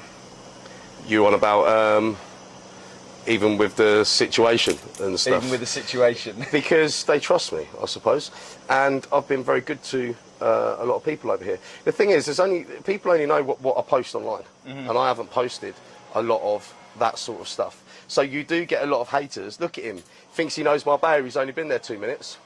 I've been here 3 years, and the people that I know here, I'm close to here, have been here a lot longer. My answer to that particular person is I'm more known than you. Yeah. So I don't really know where you're going. You're trying to have a cheap shot when you actually know nothing about me or my brand or what I do here. You know nothing. You think I just post a video and that's all I've done in a day is training and please buy A5s. You have no idea what I've done throughout the week. Nothing, not a clue. Yeah, I mean, the experience that we had last night, again, just for them few hours, was pretty insane. I never ever saw anything that we witnessed last night on any of your social media platforms. Why is it that you don't post that kind of stuff on there? You know, the good stuff that people can't be negative about. How am I going to do that? Well, that's what I mean. So if there's an issue, and I don't know, people are trusting me to deal with that, I can't really get my phone out. Yeah, I guess so. It's awkward. I guess you know, so. or if you are being real, or you're around some of your close friends, how can we put it? Real people of the world. They're not going to want you to get the phone out. Yeah. You're not really going to want to record it because that's when you start living a fake life. Yeah. You know, what I record, what I post is when me and you are having a funny conversation and I can see where it's going and I think this is going to be brilliant, it's going to be gold. Yeah. That's what I post. Or my training, or maybe something's on my mind that I want to talk about, or giving back or something like that. But my personal life is just as mental as my online life. Yeah, it didn't stop. I mean, you was trying to eat dinner. You got up like 3 or 4 times just on phone calls. Yeah. There was an incident in a club where there was a guy that could have probably caused a lot of damage to somebody last night.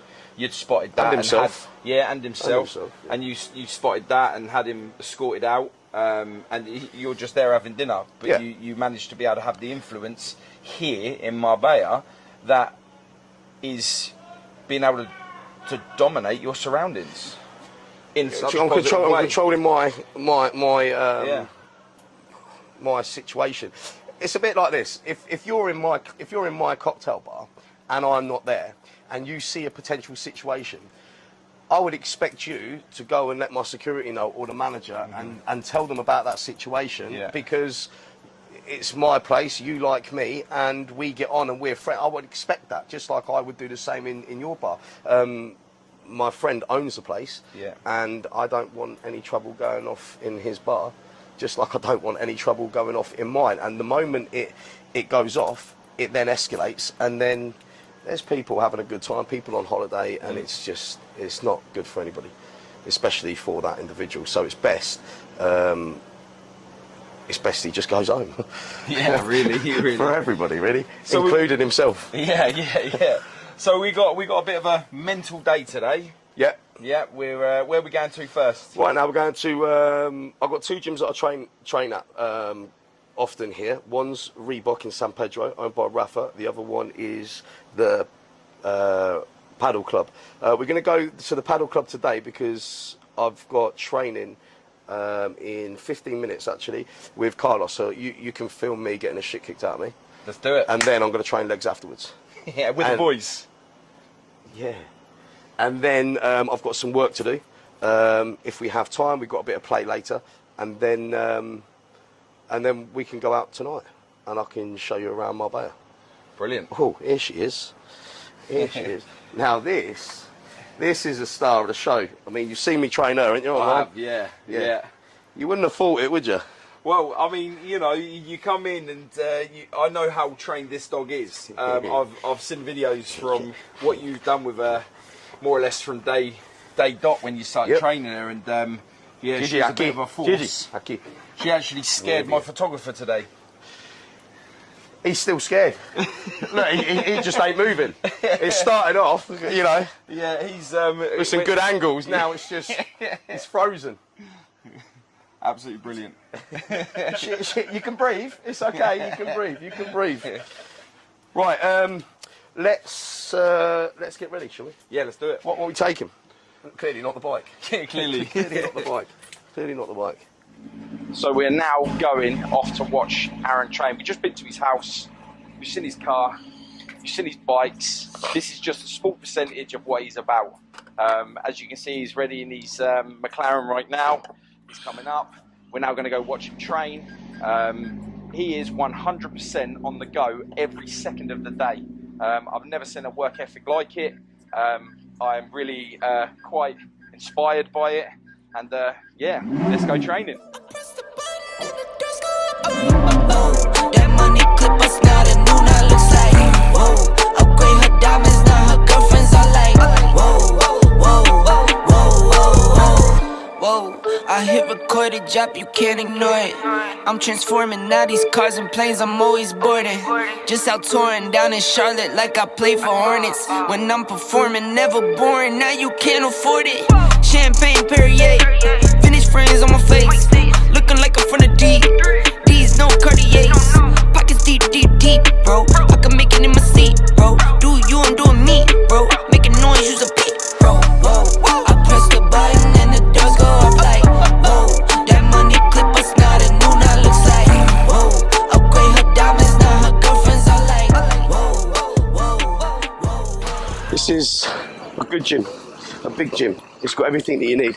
They do bodybuilding, fitness, classes. They've got care for your kids. They've got a doggy daycare. Really? Yeah, look right in front They of even you. had a car wash. Outfit. Oh yeah, they even had a car wash here. They've got a cafeteria. They've got MMA.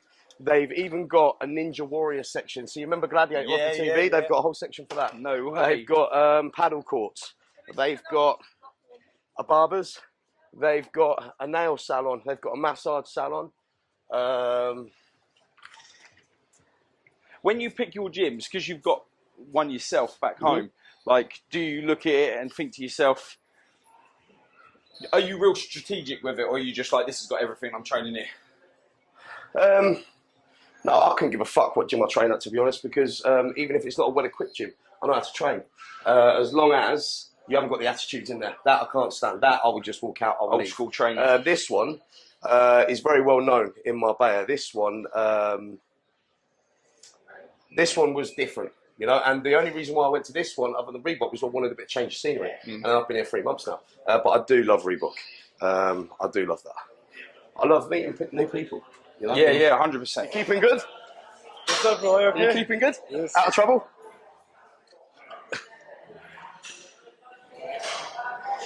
That's the inside of the gym. This is the outside of the gym. Wow.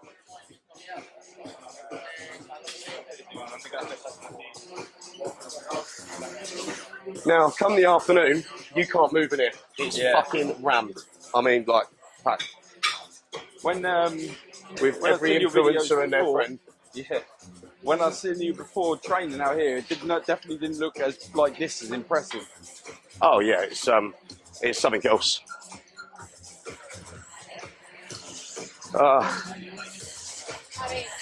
Carlos, I was trying to sort out the filming and everything, so we're like, that's why. You good? How are you? You good? How you doing, man? You good? Mate, Yeah, he's probably the only person on the planet that can get away with this colour. I mean, black belt jiu-jitsu Brazilian champion. You're not going to tell him it ain't going to go, is it? Nah, not really. It ain't going to happen. Yes, mate. How are you? You're right. Good. I'm good. Right. You're going this way. Been the one since the fetus. Don't sleep with me, Tempur-Pedic. That's a no.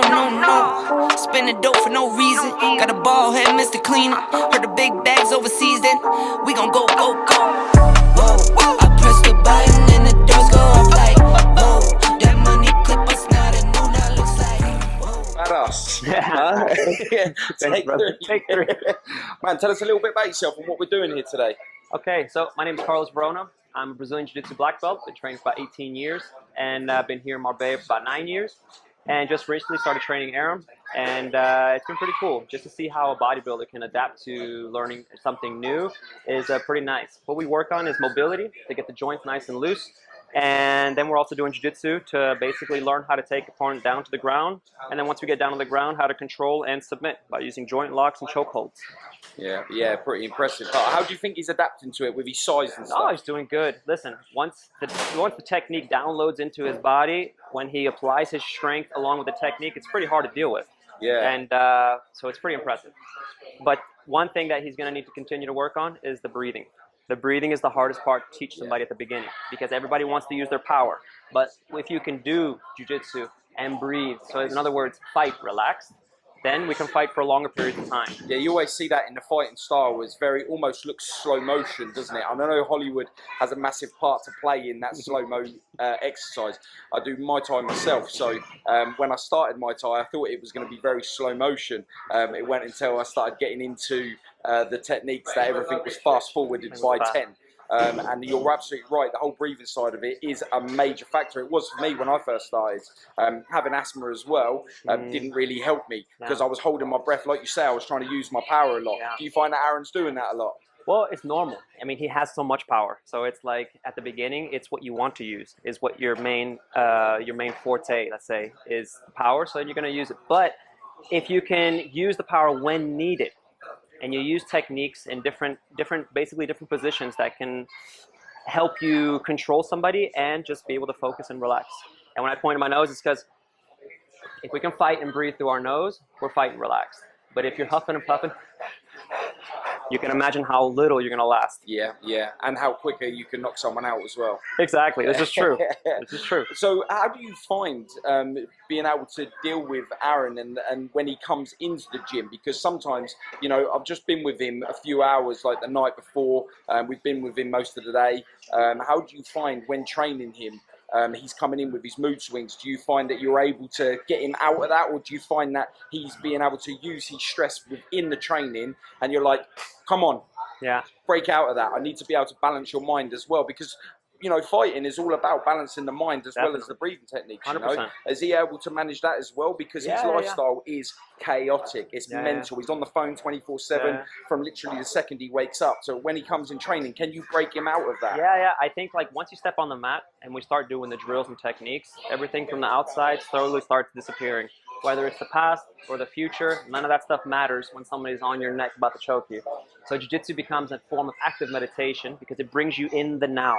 You know, you cannot think about your problems about later, because the more you lose focus of this moment, the more things are going to happen to you. Yeah, just being in here, I already feel home. Do you know what I mean? I feel comfortable, nice and relaxed. I'm ready, man. I'm ready.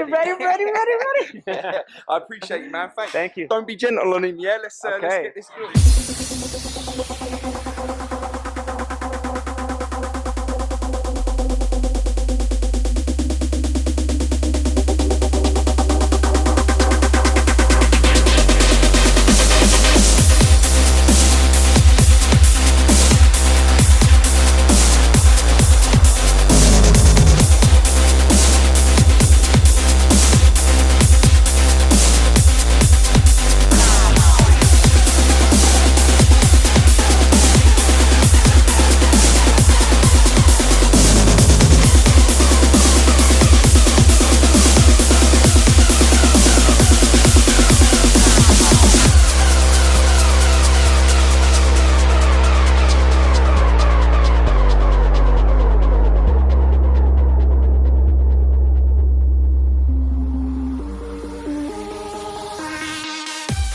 Getting on with your breathing techniques, huh? Good. A lot better. First day I was gassing bad enough. But the first day, just walk around as well. But now I'm sort of breathing sort of naturally, although there are some times where it's telling me breathe when I'm putting my strength into it instead of my body. I'm reminding people about your breathe, because that's one of the, you get so caught up in the moment. And it helps, like with doing weights for so many years, when you're doing the power lifts, you're holding your breath to do it. So separating bodybuilding to fighting is massively different, right? Because he's got so much muscle, he needs more oxygen. Yeah. So he needs to breathe more. But that doesn't mean breathing out of the mouth, like, because breathing out of the mouth signals stress, sends stress into your brain, and then we enter panic mode. That's why breathing through the nose is key. Well, actually, I disagree, because the weight training, we should be breathing. I've mastered that bit of breathing, exhaling when I'm lifting the weight. But to do that when you're doing a completely different movement, something out of your comfort zone, because you like you say, you go into panic mode, and that's when you forget to breathe. That's difficult. Because imagine that when you're doing your reps, you already know it's going to end in 3, 2, 1. But here it's like, all right, there's 5 minutes left. Well, I know where the weight's going. I know where the weight's going. I don't know where you're going. The weight ain't trying to choke me out. It is. So there's a lot of fucking things to think of. The only thing I've got to worry about in the gym is if I'm lifting a heavy weight, is there somebody there to get it off me if it stops. There's nobody there to get him off me. Only me. So. And you can't call back up either, huh? No. But even if I did, I don't think it's going to work, to be honest. I think everyone is bigger than you, but I don't think that matters somehow. Hey, 1-on-1 don't matter, but 3-on-1 it matters. Good.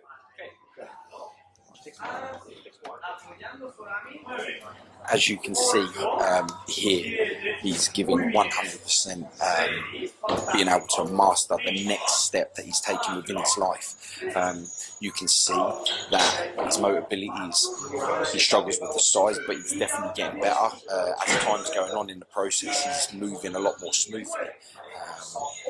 I think this is good for mental health, and it's good for Aaron to be able to get his mobility back, because he's a big unit. It's fun to watch. It makes you want to be like, get me in. But my fighting style is different to this. One's more Muay Thai, but I do get excited. It's interesting to watch. He's now getting back to it.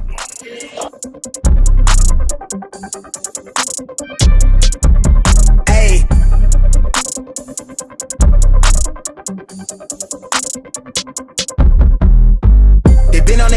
bitch, I'm on the rail. I wrap it, I bag it, I pack it for sale. Got feeling on speed out, I hit me to chill. I give it a thrill, I put it on film. Facade get applaud, that ain't real. Come to my section and flex, we can tell. I got a show and she dipping them nails. I'm flipping my L's, I know they could tell. I did it too major, they hit me for favors. Been him since the cable was cut in the cradle. What's up, only right that I do it. Colossal until I'm a fossil, they want me to fail. Look, we prevail.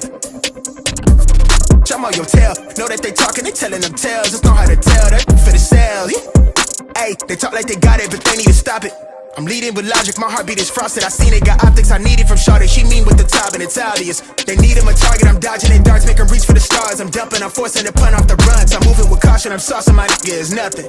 From nothing to something they'll never be. Tycooning, I'm Jay with the thizzle face. I'm nothing my section has ever seen. Run the ice so I'm clutch, I don't need a screen. I'm Curry, I push it from 30 deep. Do the pin in the pad like a surgery. She the curve at you just to flirt with me. Totally tucked off, but the jewels out.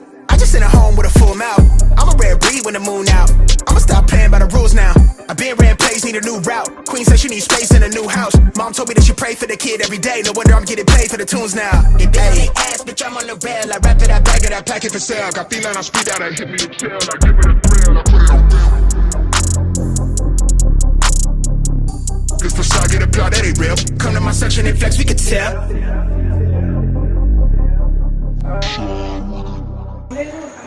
My problem all my life is I've never known when to give up. To the last finger.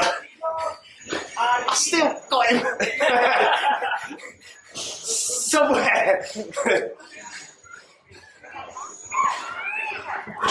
How are you feeling after that? I feel good. I feel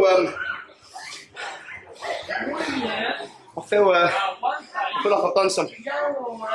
You know, it's difficult because when you're the boss, you've got no structure. Everybody does stuff when you want, when it's convenient for you. You hold meetings at your times. So I found myself going out of a routine. I found myself falling out of love with the gym, especially when it's become my, I suppose, career, if you will. But when you've got somebody like Carlos and it's his time, I'm now paying him. It's forcing me to now be in a structure. Do you see what I mean? So that's good for me mentally. It's good for me work-wise, because now I know what I need to get done. Sometimes I still don't even get any weights done. Maybe 3 times a week if I'm lucky, 4 times. But I feel like I've still done something even with him. So it's good for me for my mobility. I've got stronger. 57.5 kilos is the heaviest dumbbells I've got here. So I can't exactly go up in weight. But I've gone from doing 12 to 13 reps on that to 19, 20 reps on that. So it's working. My cardio's got better.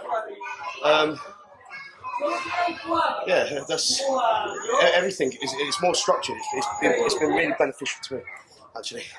So I fucking enjoy it. I need structure in my life. When you've got everything, or you know, you've got a good life, sometimes it's easier to fall out of a fucking routine. You know, you get lazy, and then you become your own worst enemy, and then you become a bit self-destructive. I know that's my stages, that's my process that I go through. Then I don't want anything. Then I don't want it all. Then I want to destroy it all. Then I want to see how many people I can push away from me. Then I want to see how much I can smash up. And then I think, oh fuck, now I've got to build it back up again. Inner success. Yeah. Yeah, that's the good thing when it comes to fighting, is learning who you are and what you're actually about, because everything you worked on, and a lot of people are guilty of that, they work on their outside before they work on their inside, and with that you end up losing yourself and knowing who you are and what you truly need in your life, what you truly deserve, and that's inner peace. That's the number one. What is it that we've all done? You have an argument with your missus. Fuck you. Fuck you. Fuck you, you just go, fuck you. Then you walk out, slam the door. I'm gone. You're going to sleep in the car all night. I'll show her. I'll sleep in the cold in my car all night while she's in the house with central heating and Netflix. That will show her. Or you throw your phone in work, or you smash it against the wall. Many of us have done that. I'll show the world. And then an hour later, I've got to go get a new phone, download all the apps again. Can't remember my Apple ID. I really showed the world, didn't I? You know? Somebody cuts you up, you get out the car and you kick your own car. I'll show you. Yeah, you learn his lesson that way. But no, you need structure. Otherwise, you become self-destructive in many different forms. Yeah. You know, some worse than others. But I do need structure. And I mean, what do we do? 3 days a week. And it's been consistent. There's been many a times really where I've really struggled, but I just thought if I start now, putting it off unless we schedule before you know it, you're always doing it. Don't want to do that. So I think it's only been one session I've actually missed, isn't it? It's only been one session I've actually missed, isn't it? Yeah. Something like that. That's it. But, It's good. And you definitely feel that you haven't been here. When you miss a fighting session, you definitely feel that you haven't been to the gym to help keep yourself at that level that you feel after. Because every time I go to any of my lessons, straight afterwards, I go in, I'm stressed. I've got the whole week on me. Yeah. I've got that day on me. I go in, I forget everything. You start feeling at peace. You start moving. You're breathing in that goodness, and you're getting rid of the badness. Yeah. So then after I'm finished, I'm ready. I'm ready to take on the next problem that comes my way. Yeah, but it helps so much with your day to day. You know, like where I was stressed at the end of the day, I'll go in, I'll have my gym session where I'm doing my Muay Thai. By the time I've come out of it, all of that lot was forgotten. And I'm now ready to take on the new thing. Exactly. I ain't got a challenge in the gym anymore. I know what I'm doing. I know what I can do. I know what I do if I want to mix something up. Yeah. If you're on the bag, I mean, I know how to punch. If you're having an argument, it ain't really a challenge. But when you're throwing yourself into something that actually you need to learn because you don't know what you're doing, it becomes frustrating. It becomes exhausting. My panic attacks have got a lot less. My sleeping's got a lot better because I just didn't have structure. So I'm my own worst enemy. Yeah. So trying something new, no matter to somebody out there, just going into the gym might be something new. Yeah. You know, and it's challenging, and whatever's challenging is mentally draining. Yeah. And if it's mentally draining, what you're going to do? You are going to sleep. It's the best remedy, really. It's not going to cure problems, but it will certainly help. Certainly help. Yeah. Are you ready to throw Carl down? No, I'm ready to take him for a leg session. Though. Yeah? Yeah, he'll throw himself down then. That's what we can do. We can do a leg session. Alright, wicked. You got another session, haven't you? He gets paid to get thrown about all day. Sat wrong with him, yeah. Ready? Go. Again. Well, you don't hear them. This when they hurt. Hey, no kick that.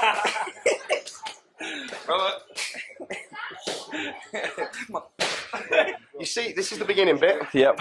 You see the end bit right there. Yep. You haven't been on any of them stations, have you? No, I ain't even got past the third part yet. I will give you 10 grand cash, right? And you can do it as slow as you want. Just don't miss anything. If you complete it from beginning to end in your first and only attempt. For charity, yeah? You can give it to charity for one person, I'll keep 10 grand. But, I mean, yeah, for charity. For the knife crime charity? Yes. Yeah. Yeah, I'll tell you what, I'll give you 10 grand cash for you and 10 grand cash for the knife crime charity if you complete it from there all the way to the end. Now, I'll tell you what, you can even pick which side. You've got two sides. All right. Okay. Am I going to be able to get from... That's not our problem. I'm definitely more confident on this side. Straight over. Oh, just straight in front? Straight. Yeah. Okay. It's a bit of a reach though, bro. I'll be honest with you. Out of all of this is the easiest bit. Right. All right.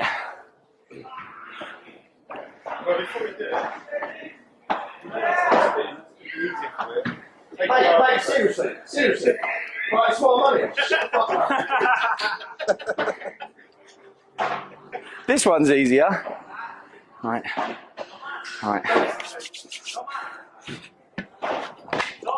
'What the f... 10 grand cash. 10 grand cash. Oh, mate. Oh, how am I going to get on this one? Hey, my boy, so you've got the right 1 foot. Oh! No one saw that. Oh. Okay, I'll tell you what. Let's start from here. 10 grand cash. If you can start from here all the way to the end. Last proposal.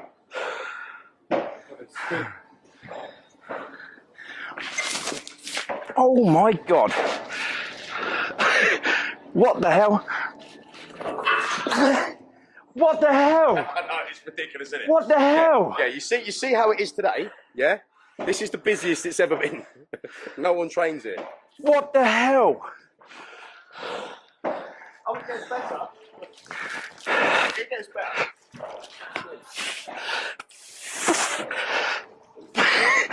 Wow. Wow.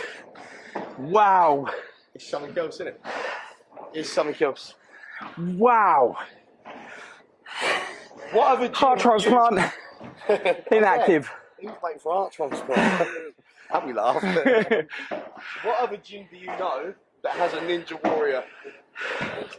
If I did know, well, the hoops are there, aren't they? If I did know, it'd be empty. I don't know. Wow. Oh no.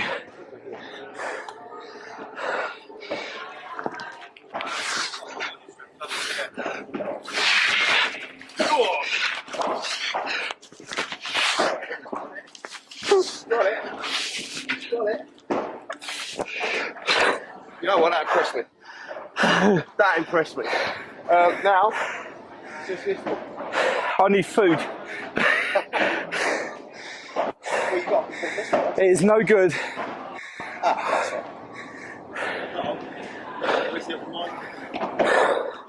Where's your asthma pump?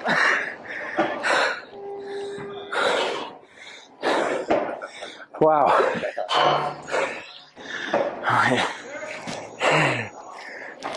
Nah, that's already a no. Wow. Right, you lost the 10 grand. I love that.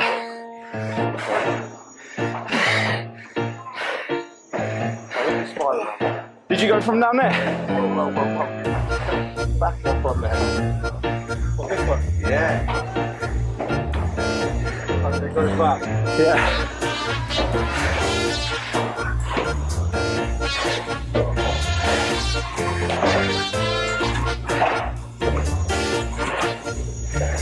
I'll see a bit of an opportunity. That's no big use. Competition. What's competition? There's on bollocks. Getting oxygen. People pay to enter, and there's some fuck off prize money, and people come from all over to try and compete. Oh hell yeah! Right? You're sitting here. You heard it here first. The challenge is on. Yeah. It might be the mental challenge for knife crime awareness. Yes. Yes. There's something there.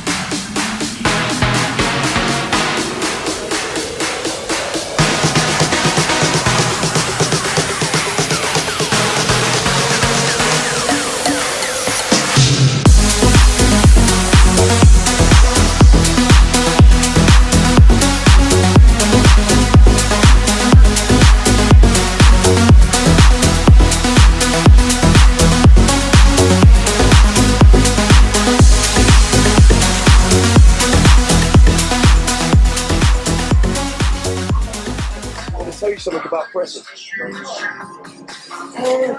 It's always been my thing. So sometimes, believe it or not, I do a whole workout just on pressing. I just do one exercise, and I'll do maybe 16 sets just pressing. Shoulder press, leg press, chest press, maybe dumbbells. I wouldn't say it's an ego thing. It's something in my head that I got trained and taught a very long time ago. I was 15, 16. You get yourself in the shit, you got to learn to get yourself out. And when somebody told me that, it was an old strong man who taught me how to bench press. And from that point on, I fell in love with weights, not bodybuilding. Weights, couldn't give a fuck about my physique. The physique come later. Yeah. She was going for more strength than anything. Yeah, absolutely. You got to understand, I grew up in care. I grew up getting moved around on my own. So this was the only thing I ever felt that I was any good at. I didn't get any qualifications, no GCSEs, nothing. So it was very basic for me, you know. Lift this from there to there. No one's there to help you, just like no one was there to help you there. So now I've finally seen an avenue on how I can learn to help myself.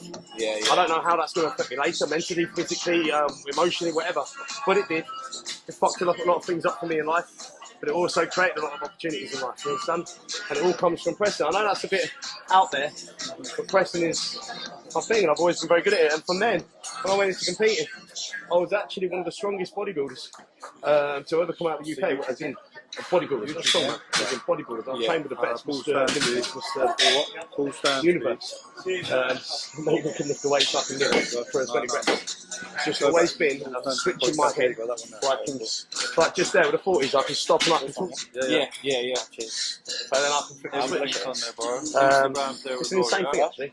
And my chest. Remember that my heaviest I did was 520 kilo plates either side for 7 reps on my own, no squat. And then I snapped my chest on 4 plates aside. After that, I started practicing shoulders and all this stuff. But that pressing is I don't have to go in and do a mad workout. I can just, I can't explain it. Never actually told anybody that, but pressing is a thing for me. It's important. You've avoided out your fucking head. I'll tell you exactly how much gear I'm on. I'm on 2 to 3 mil of Sustanon every 4 to 6 weeks. And the reason why is because I can't be arsed with jabbing. It irritates me. Bottom line is, you're either strong or you're not. When you start off here, you've been training a while and you start the gear, you should go up to there. When you come off the gear, you should go back down to there, but you should always have gained. You understand what I mean? So, lifting the 52s or the 57s, when I'm on the gear, whether I'm off the gear, I should be able to lift the same weight.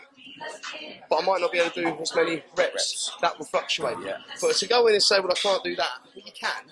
If your house was burning down and your kids were in it and that was the only way out, yeah, you do it. You do it. You do it. Right? So that's the sort. So I don't do the screaming.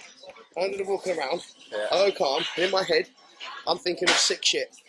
So much sick shit in there regarding my grandmother, regarding my kids, regarding everything. I wouldn't even go into detailing, and I flick that switch. And again, there's something I was talking about. Same guy, controlled aggression.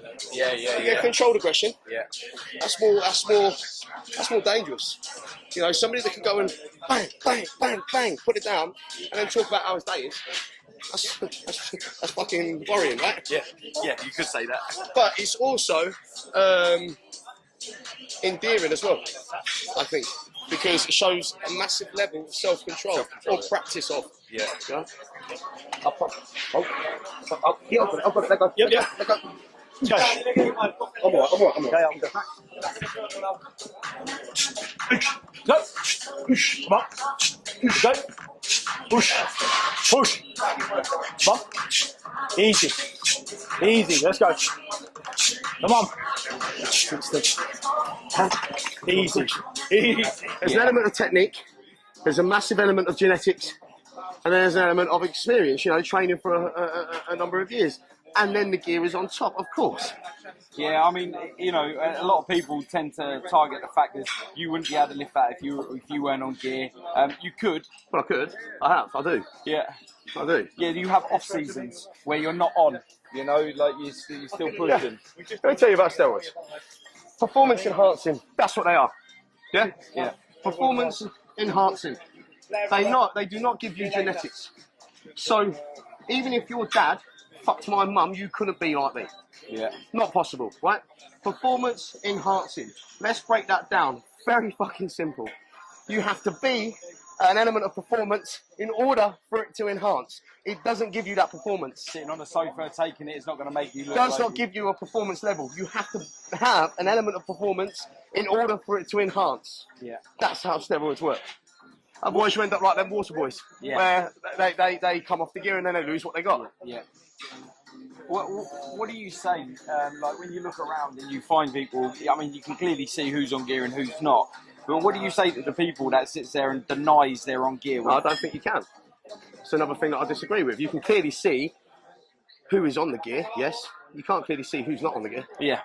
Because there's many people, and I guarantee there will be people that you know, they've been trained for fucking years, their physiques haven't changed, and you know they take a lot of gear. Yeah. And they don't look like they do. Yeah. So no, that's not always the case. And you could have somebody with fucking ridiculous genetics. Yeah. That you're adamant, you're sure that he's on the gear, and he ain't. What about the people that deny they're on gear?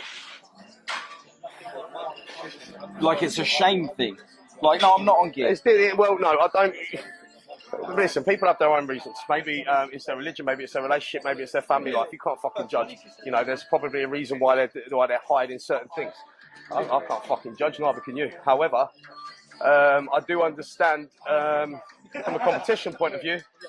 But it does frustrate me from a competition point of view. If you're going down that yellow brick road and you have that fucking freaky genetics, okay, yeah, I understand why you would want to why you don't want to admit taking gigs. You want to keep your sponsorships. However, it's not being honest with the kids, with the people that are watching you, because you can't just say, listen, take this protein and you look like me. Like I said, if your dad fucked my mum, you can't look like me. So what I can say is, you take my stuff, and I can promise you can get to the best that you can fucking be, as long as you're willing to put in the work.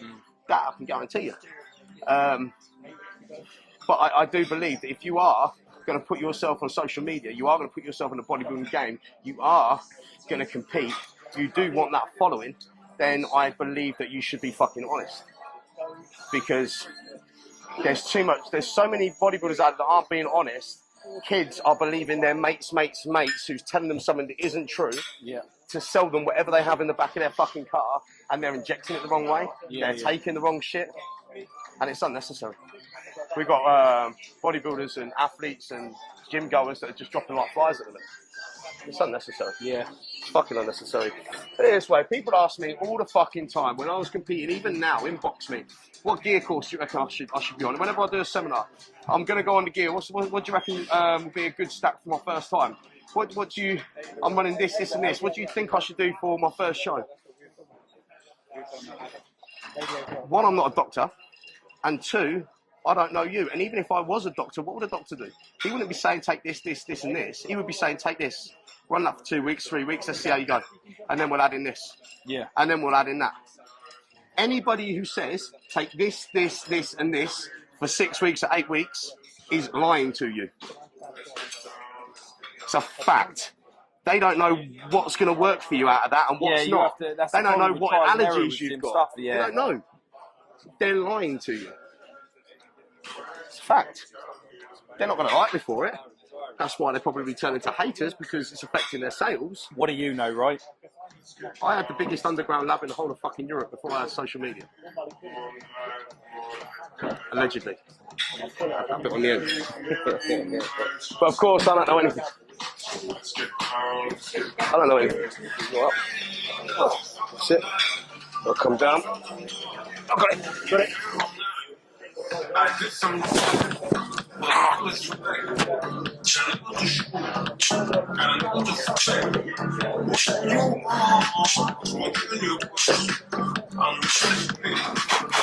I'm bored. What? I'm fucking bored.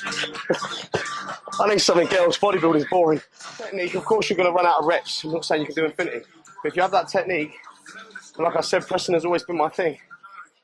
You don't have to scream. I'm in complete control. I can be completely calm. If you notice, when you replay that video, look at my hands.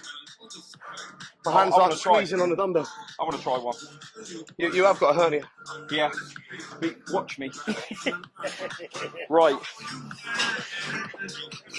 Come on. You having a go, yeah? Yeah, I'm going to have a go. I might not push one, but like I'll have a go.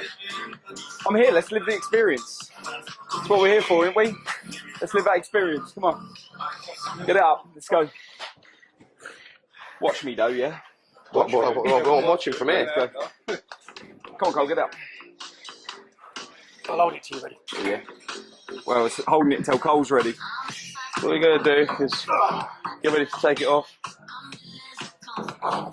Fuck me, mate. Nope.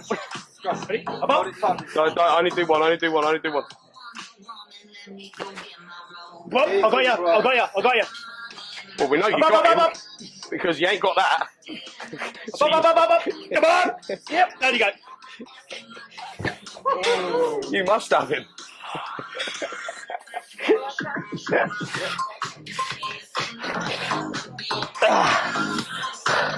Well done. Right, so how much was you helping? Not much. Now it's all you, bro. It's all you. I was there for you, It's all yours. giving you the encouragement that you needed.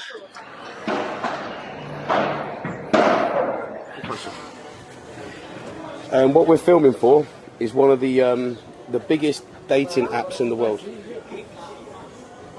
That's a joke. That was a joke. This is probably one of the most positive human beings I've ever met in my life. I can come in here stressed about work and he just comes straight over to me. Aaron, how are you, mate? How are you? Gives me a hug. He comes over. He's like it with everybody. Now, I've told you about this gym. You've seen this gym. I can tell you now, Paddle are lucky to have him. Because if he wasn't here and he was in England, I would have him working for me instantly. And I mean running shit. He is, he's on fire. And the other staff here are great too. That's not taking anything away. But let me tell you something. They buzz off of him. You know them people that, you know, they just have a good atmosphere. When he comes in, you can see when they're short staffed, he's in, everybody is more on it. You can see that, right? Thank you, Adam. How long have you been working here for? Thank you. I like it. Before working, How long have you been working here? 2 years now. 2 years. 2 years. Why are you so happy? I like my work. I've got nothing. What a fucking good answer. I like my work. That's why he's happy. That's why he's happy. We've seen the gym, now you've seen the stuff. Thank you, Adam. You're welcome. Thank you. That was it. That's all I wanted to say. I meant it too. How you doing, man? Yeah, I'm alright. Just. You see, you make upset, didn't you? You know him better than most people. You've been around Aaron for a long time, not only in business but as friendship, and you've seen the levels that he's had to go through. I mean, you've been his angel on his shoulder that has created him to do things that he had in his mind to do, and you've called him at the right times to prevent stuff like that. Seeing him that way, for me to turn around and see you emotional as well, really blew my mind. Just to be like, wow, you're not in it for the ride. No. You're in it because you truly do care about it. Yeah. And that's a power within itself. Yeah. You know, he knows what you guys do for him. He truly knows, to the point where he's got emotional. For me to turn around, you're sitting beside me whilst I'm interviewing him, to turn around and see you emotional as well, just goes to show the depths of the pain that all of this puts on everybody. Yeah. You know? I think back to when he used to train at his first gym, he had nothing. And he came back one day and I'd paid someone to put LEDs around the counter for him. He said, "Why'd you do that?" I said, "This is my home." That was the first time. And then he had a wrapped BMW. He had no money. I got my mate to do all the lights in it for him. He was made up. So it's just a little kindness, goes a long way, you know. And then, you know, I was doing well in London. I had some nice watches.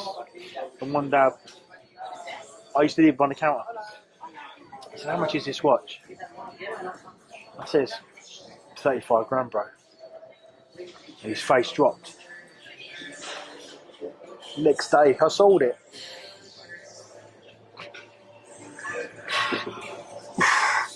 Because I never want to make anyone feel that way. And we were out the other day. He goes, this chain, bro. I said, yeah. He goes, about 160. I said, I ain't selling it. But, you know, I think he'll tell you. He feels I inspired him. I gave him that goal. You know, I took him out in nice cars. I scared him. He scared me back in that McLaren the other day. Because he thinks he can drive, he can't drive. He'll tell you can drive, but he can't drive. He's already clouded it. We were hitting a roundabout and the arse end come out. Did you see that? Oh, yeah, he'll do it. Yeah, he got the arse end out. I was like, it. But, you know, I've always tried to offer him support. Not for gain. Yeah, that's what friends do, man, yeah. Do you feel like Aaron come to you at the right time in your life and you done the same for him? Yeah. You know, Yeah. that was powerful what you just said. When he asked you a simple thing like how much was that watch, and you just blazing us 35 grand, and he's just like, you see his face, like what he could do with that 35 grand, and you went and sold it the next day. Yeah. For someone to be able to make an impact on you, to see how lucky you are within your life, that it allowed you to see how unlucky some people are, for you to be able to forge the friendship that you've got, I'd say that was timeless, without the pun. Without the pun, I'd say that was timeless. And there's always been an element of drama. I've always remained neutral, you know, because I try and keep the peace with everybody, but the problem is those people don't see it the same way, you know, and that's the issue, because then you've got to take sides. So that's where I am. He listens to you a lot, huh? Yeah, he'll argue, but he'll listen. He'll argue, but he'll listen. You'll have a conversation. He'll try and push back, and then obviously I can reason. I know when to speak to Aaron. I know how to speak to Aaron. I know instantly from his voice what's going on that day. I could talk him off a ledge. You know, he's done it for me.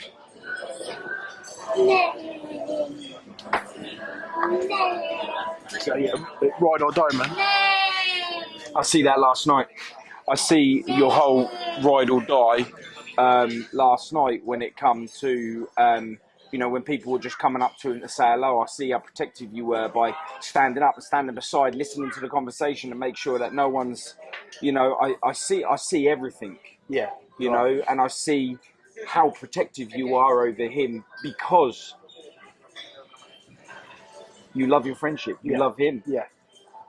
Yeah, it's like a brother. Exactly. And that reminded me of my brother, how I was with him. And I can see that bond. Yeah, it don't have to be blood.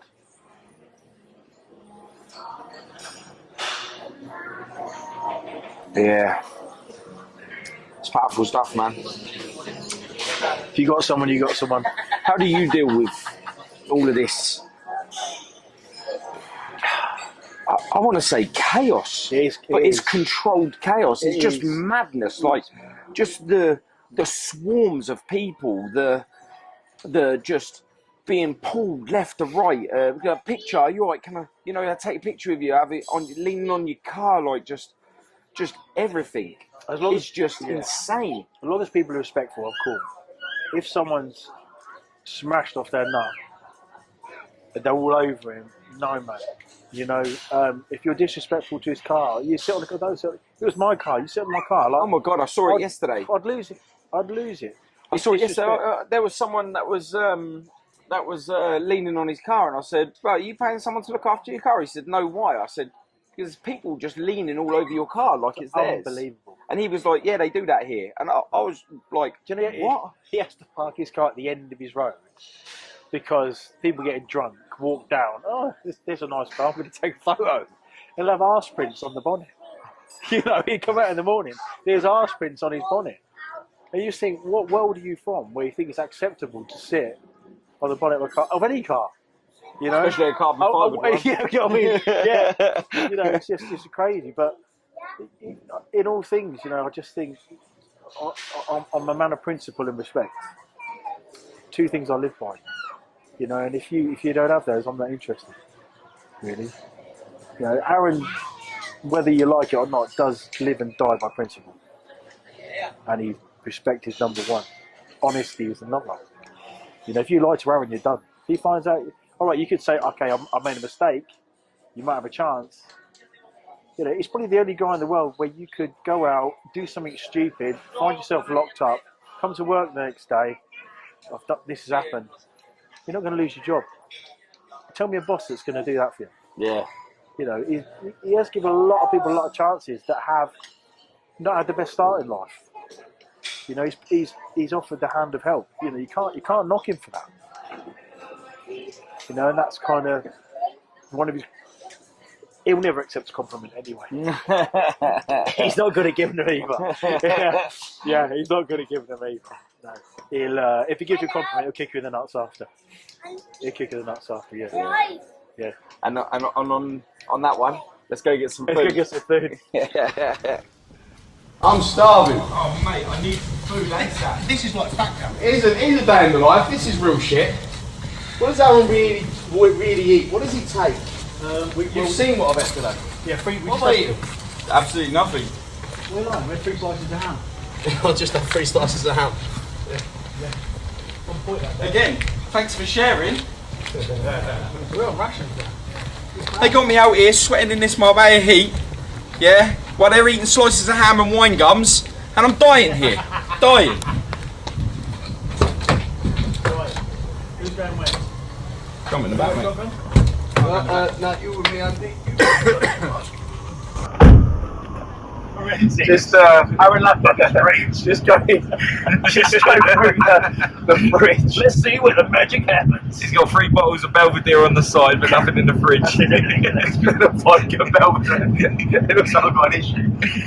I ain't got a problem. It's just I don't get time to. Fuck.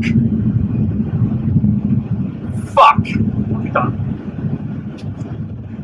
I just got your anxiety levels up a little bit. You're a knob. Why would you do that, man? I don't know, 'cause it was funny at the time. It's not funny. It's funny. It's funny when you're angry and you're hungry and you're diabetic. That's when it's funny. Wait, I'm still stuck on fuck. What happened? Nothing. Just trying to wipe you up. Yeah. Successfully. And every now and then when people are comfy in the car and they're falling asleep, I go, ah! Oh my god! When you're asleep, I get the next man behind you to pull your seatbelt as I do it.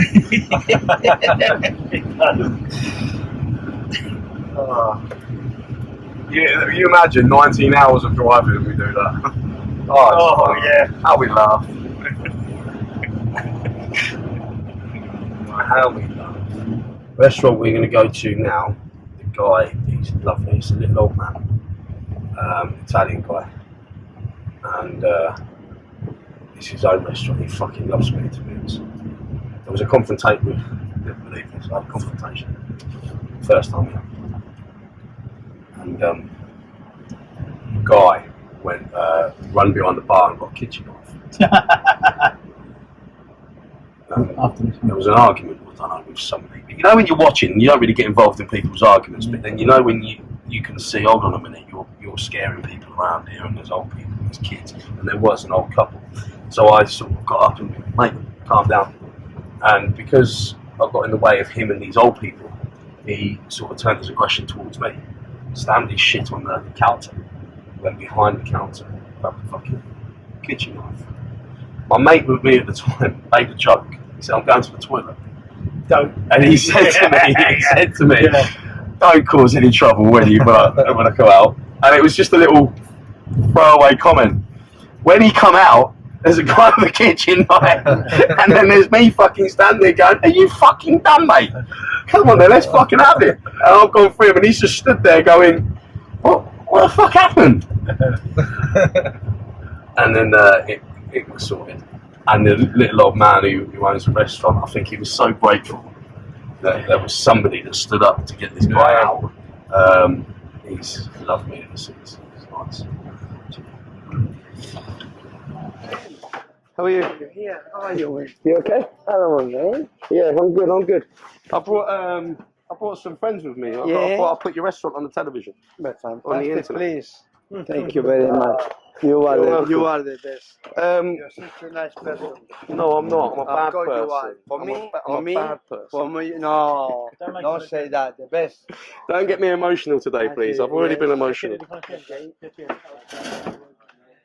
Thank you. Hi. Hello. Nice to meet you. Okay. Now, this is his restaurant, Yeah. and it's one of my favourite places to eat. I eat here a lot. I've even got some favourite dishes, which actually he'll tell you which is my favourite. What do I like? The garlic bread with the. Yes. He makes his own garlic bread with cheese. Yes. I can't get enough of that. I mean, there's some of us that are allergic to bread. And the nicest person Say nothing. I have met in this place. Please. That's not true. Record that. No, it's true. From the first day one I met him, we always come as friends. The first day I met you, you were the only person to calm me down.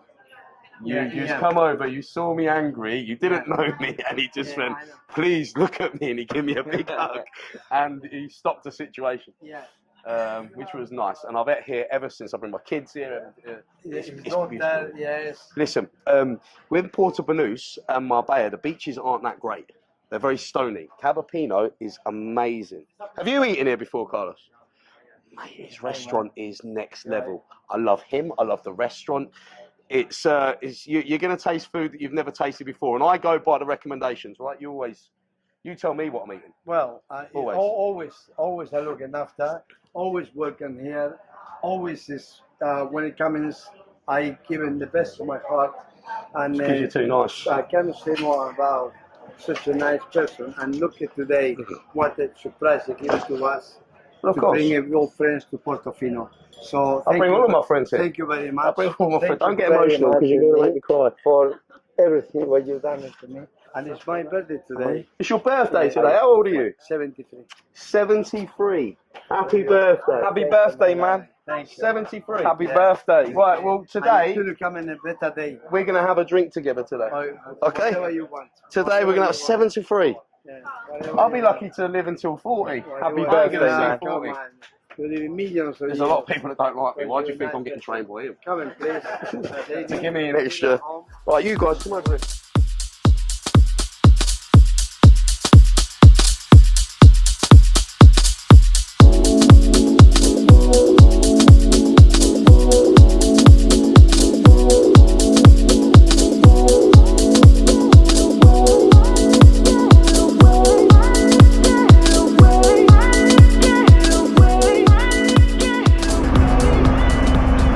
I can't change my route, so go forward, daft cunt.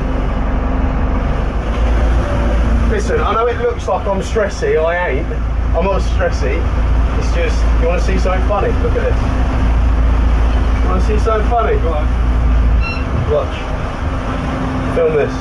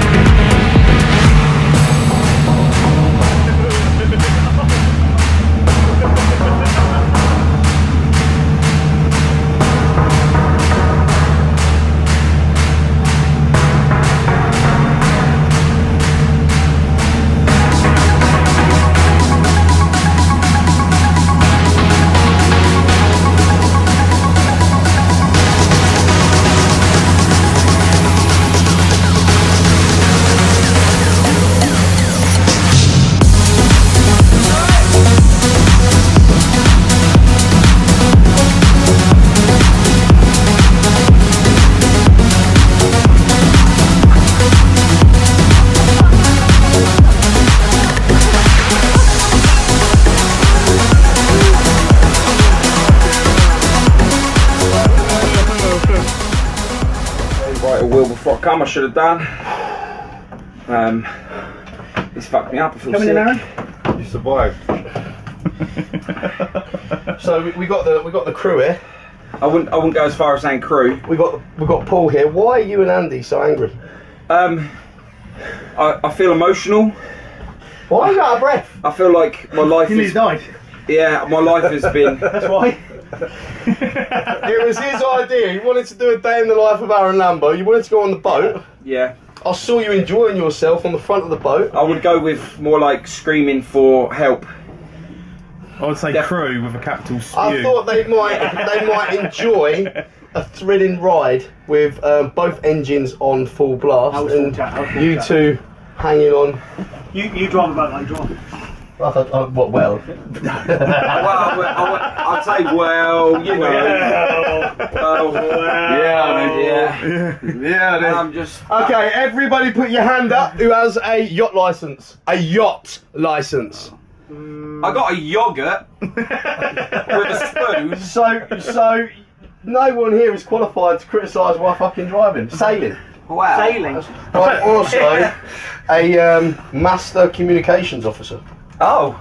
Yeah. And what does that entail? What's better saying to her? Oh. Yeah. It means I can talk on the radio. Yeah. Oh yeah? Yeah. So we've got a radio we can play with? Well, no, you can't play with it. Oh. You can't play with it. No? These are the rules out here. Do you know Morse code? Unless you are shoulder deep in water, you do not call for Mayday. Oh. So basically, Does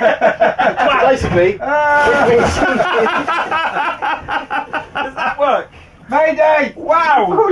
Wow! He did that! So basically, if you have a heart attack and we're sinking, I can't call for Mayday. Oh! Unless he's in the water. And you need a licence for that? Don't watch the Meg and then get in this fucking water. Did you know if you're having a heart attack in the water, if you are I can have a wee though. above shoulder,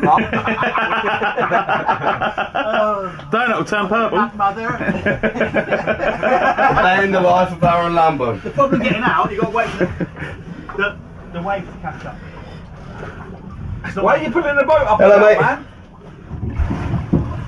Hello, bud. Effort. Cool. Come on, David Hasselhoff. Yeah, you able to meet up later? Yeah, anytime you like.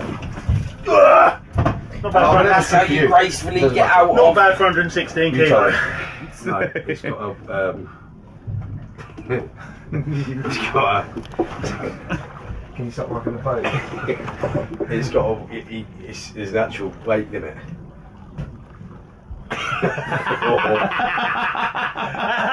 That's rude. It's an awkward conversation. We got to have it. Because of Weight restrictions. Yeah. I don't make the rules. I just break them. You know what? You should crack on. You're fine. You're fine. Have you lost weight? You're smaller than your videos. I ain't doing that. Get up there, mate. Get up there. But if you get caught driving without a licence in Spain, you go to jail. Oh, really? I've seen we're surrounded by police already. That's serious. Yeah, they're all there. They're already surrounded. With the rounds beautiful. It's lovely out, yeah, lovely how crystal it is, isn't it? Out here? It's lovely, man. Warm as well. Oh, yeah, it's lovely. It's so warm. You can't have seasickness here. You're not peeing yourself again, are you? You got seasickness? Yes. Me? What, on calm water like this? Do you know who I am? Captain's washbox. So that was funny, true story. You can Google this. I'm not joking. Not talking about carrots. Gibraltar, which is just here, 30 minutes. Yeah. They've stopped bringing boats out as far as this because of the killer whales have been attacking the boats because they've been getting hurt by the propellers of the boats. They've been getting together and attacking the boats. Yeah, but they don't know you're 81, do they? So. No. Fuck the killer whales. Killer whales are. It's a good day. It's been lovely. It's been great. I think I am definitely more of a land person. Mammal. I think like. Fuck you, Mum, for making me this way. I think I may have forgotten to pack my sea legs.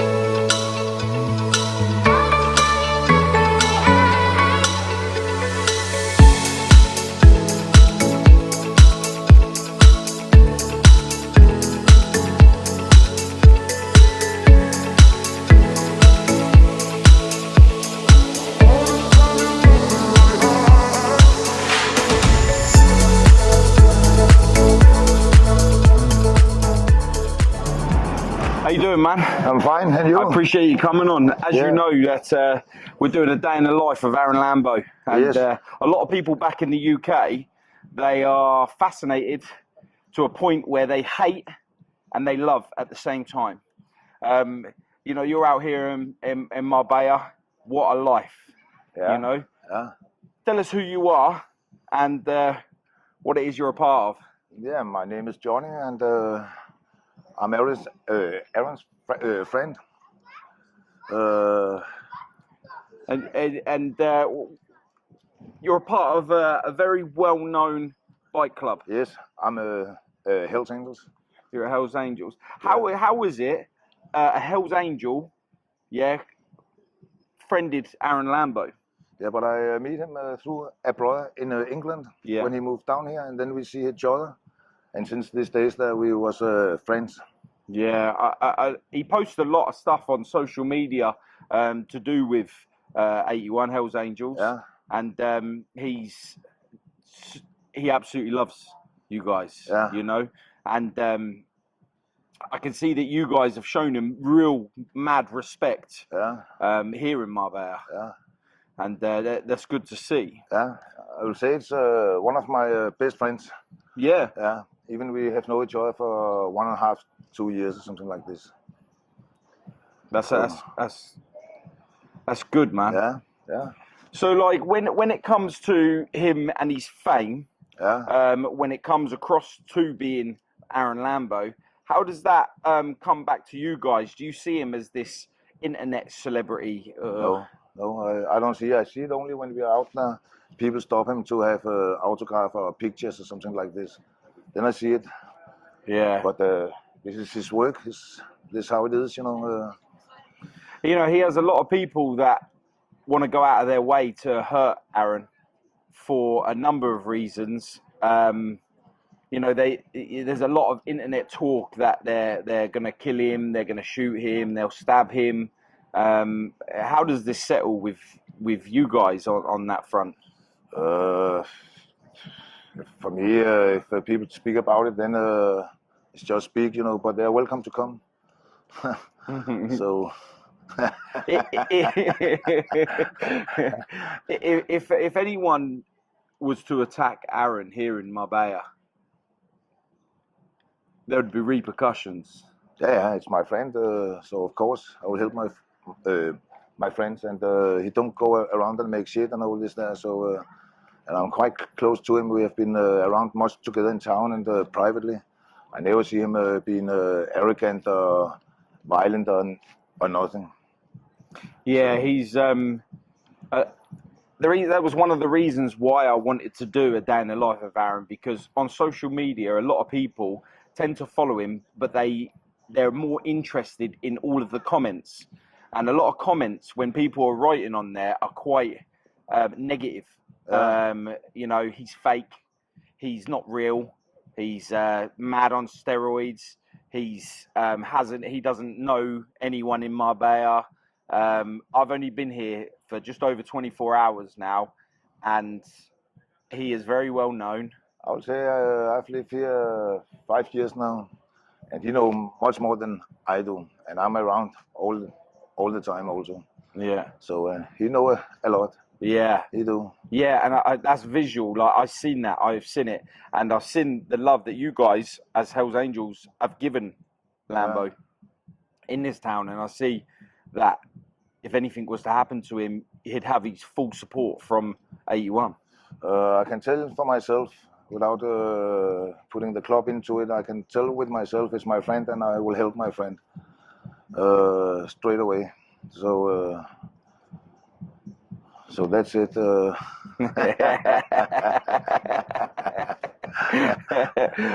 Could you ever see him as a full member?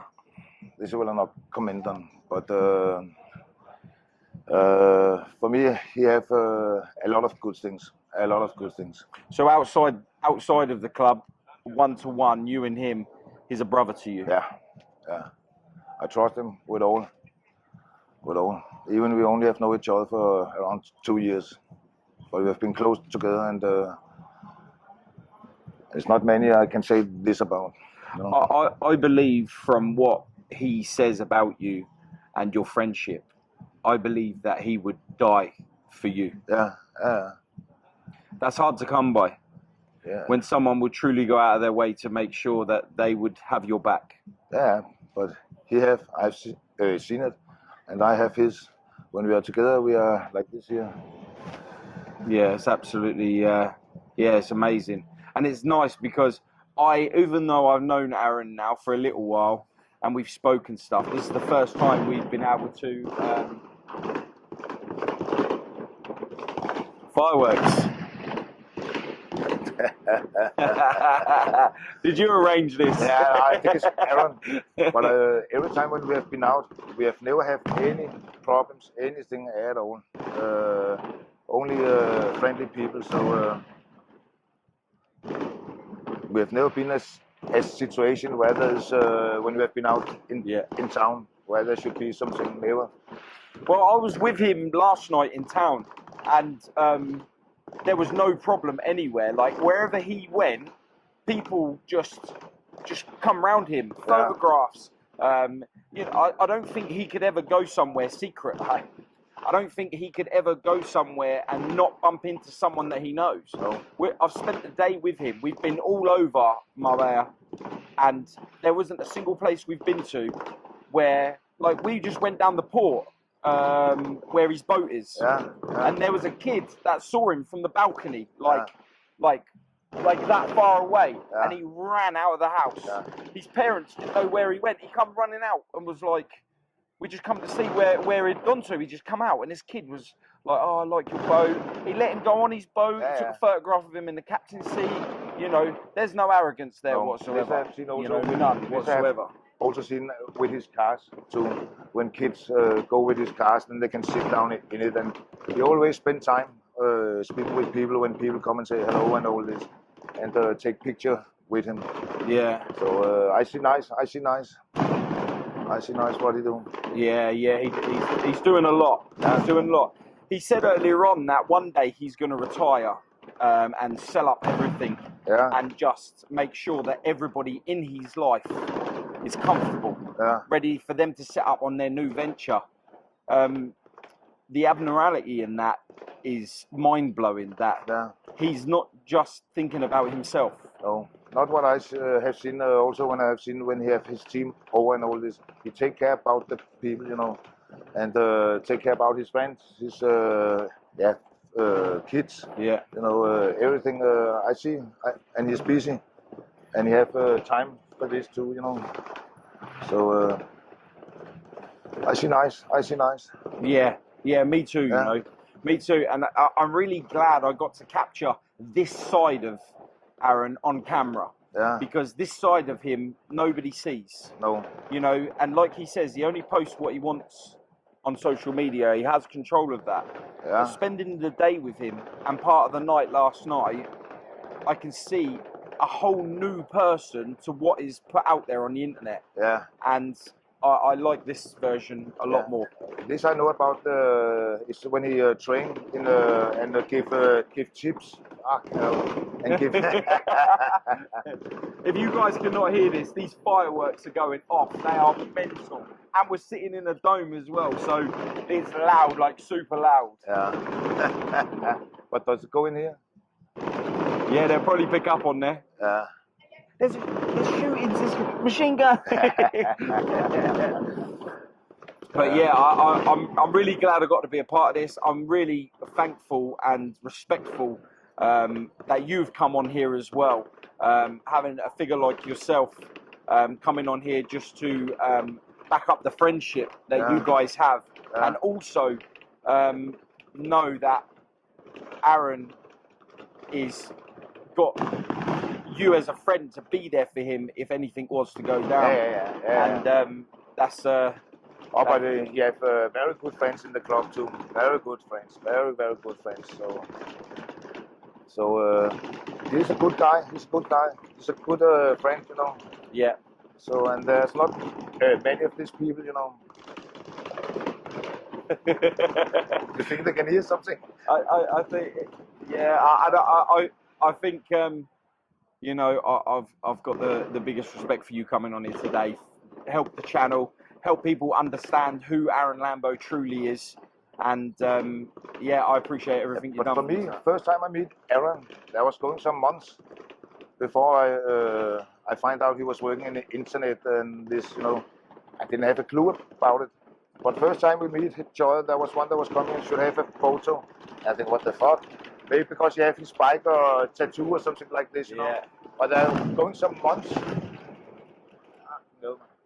There was going some months before I find out what he was doing in the internet.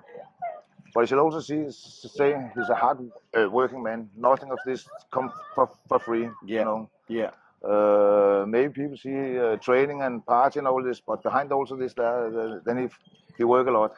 I was with him in England also to see his company and this, and I see how much he worked too. Yeah, that was one of the things that did blow my mind, just how much he's on the phone, he's sorting this, even though he has a massive team around him. He has to be like knowing like every little bit, and for that, you know, he's very good friend who's with him today and part of his team is trying to take some of that stress off, but he's still finding it very hard not to be that workaholic, not to be constant. Like, you know, he's paying so many people to do so many things, and he just still wants to be involved with everything. And I see that, and then of course you've got his private life that's stressing him out, because everybody in that follows Aarron all over the world want to know, like they've got a right to know what's going on in his private life, you know. And that's madness. That's absolute madness.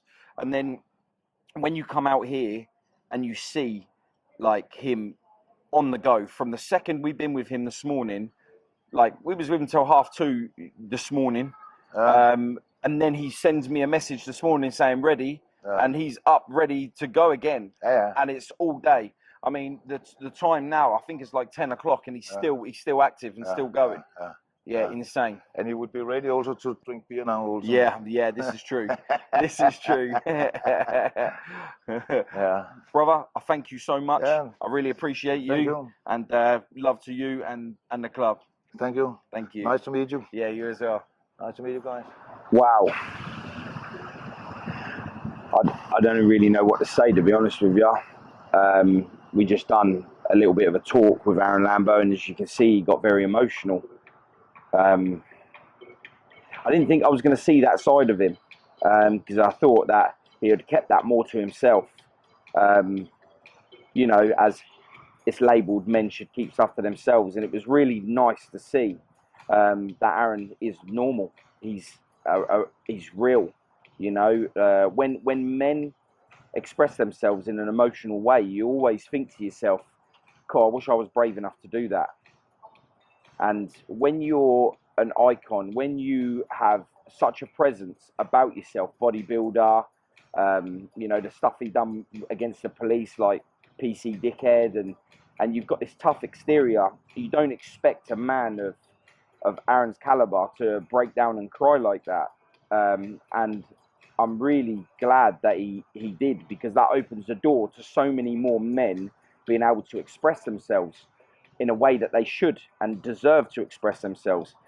There is no stigma around being a man crying. It's okay. It's okay not to be okay. And today, I'm hoping that a lot of you see this and don't use it as a negative and say, oh, he's a pussy, he's crying, he's weak, you know, he's unstable. And look at it like, wow, this man is truly not embarrassed to show his true emotions on camera across what I hope would be a lot of views, because I feel like stuff like this needs to be aired more. You know, real successful men of power, men of influence, being able to express themselves the way that Aarron just has. And with that, I've got nothing but admiration and respect for the man. And I'm glad that I managed to be able to capture that side of Aarron, and he was okay to show that side of us. So guys, if you are watching this, and you do feel like you need to cry, if this doesn't give you a reason to be able to feel strong enough to open up, I don't know what does. Remember, this isn't a sign of weakness, this is pure power.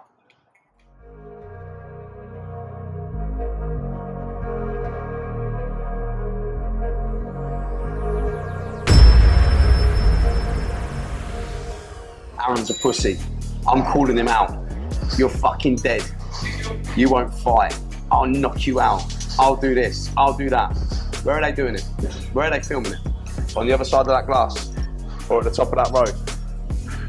Or in the comfort of their living room? Have you ever seen a video of any of them there? No. I'm gonna knock you out. I'm gonna do this to your kids. I'm gonna do that to your fucking missus. I'm gonna do this. Have you ever seen that?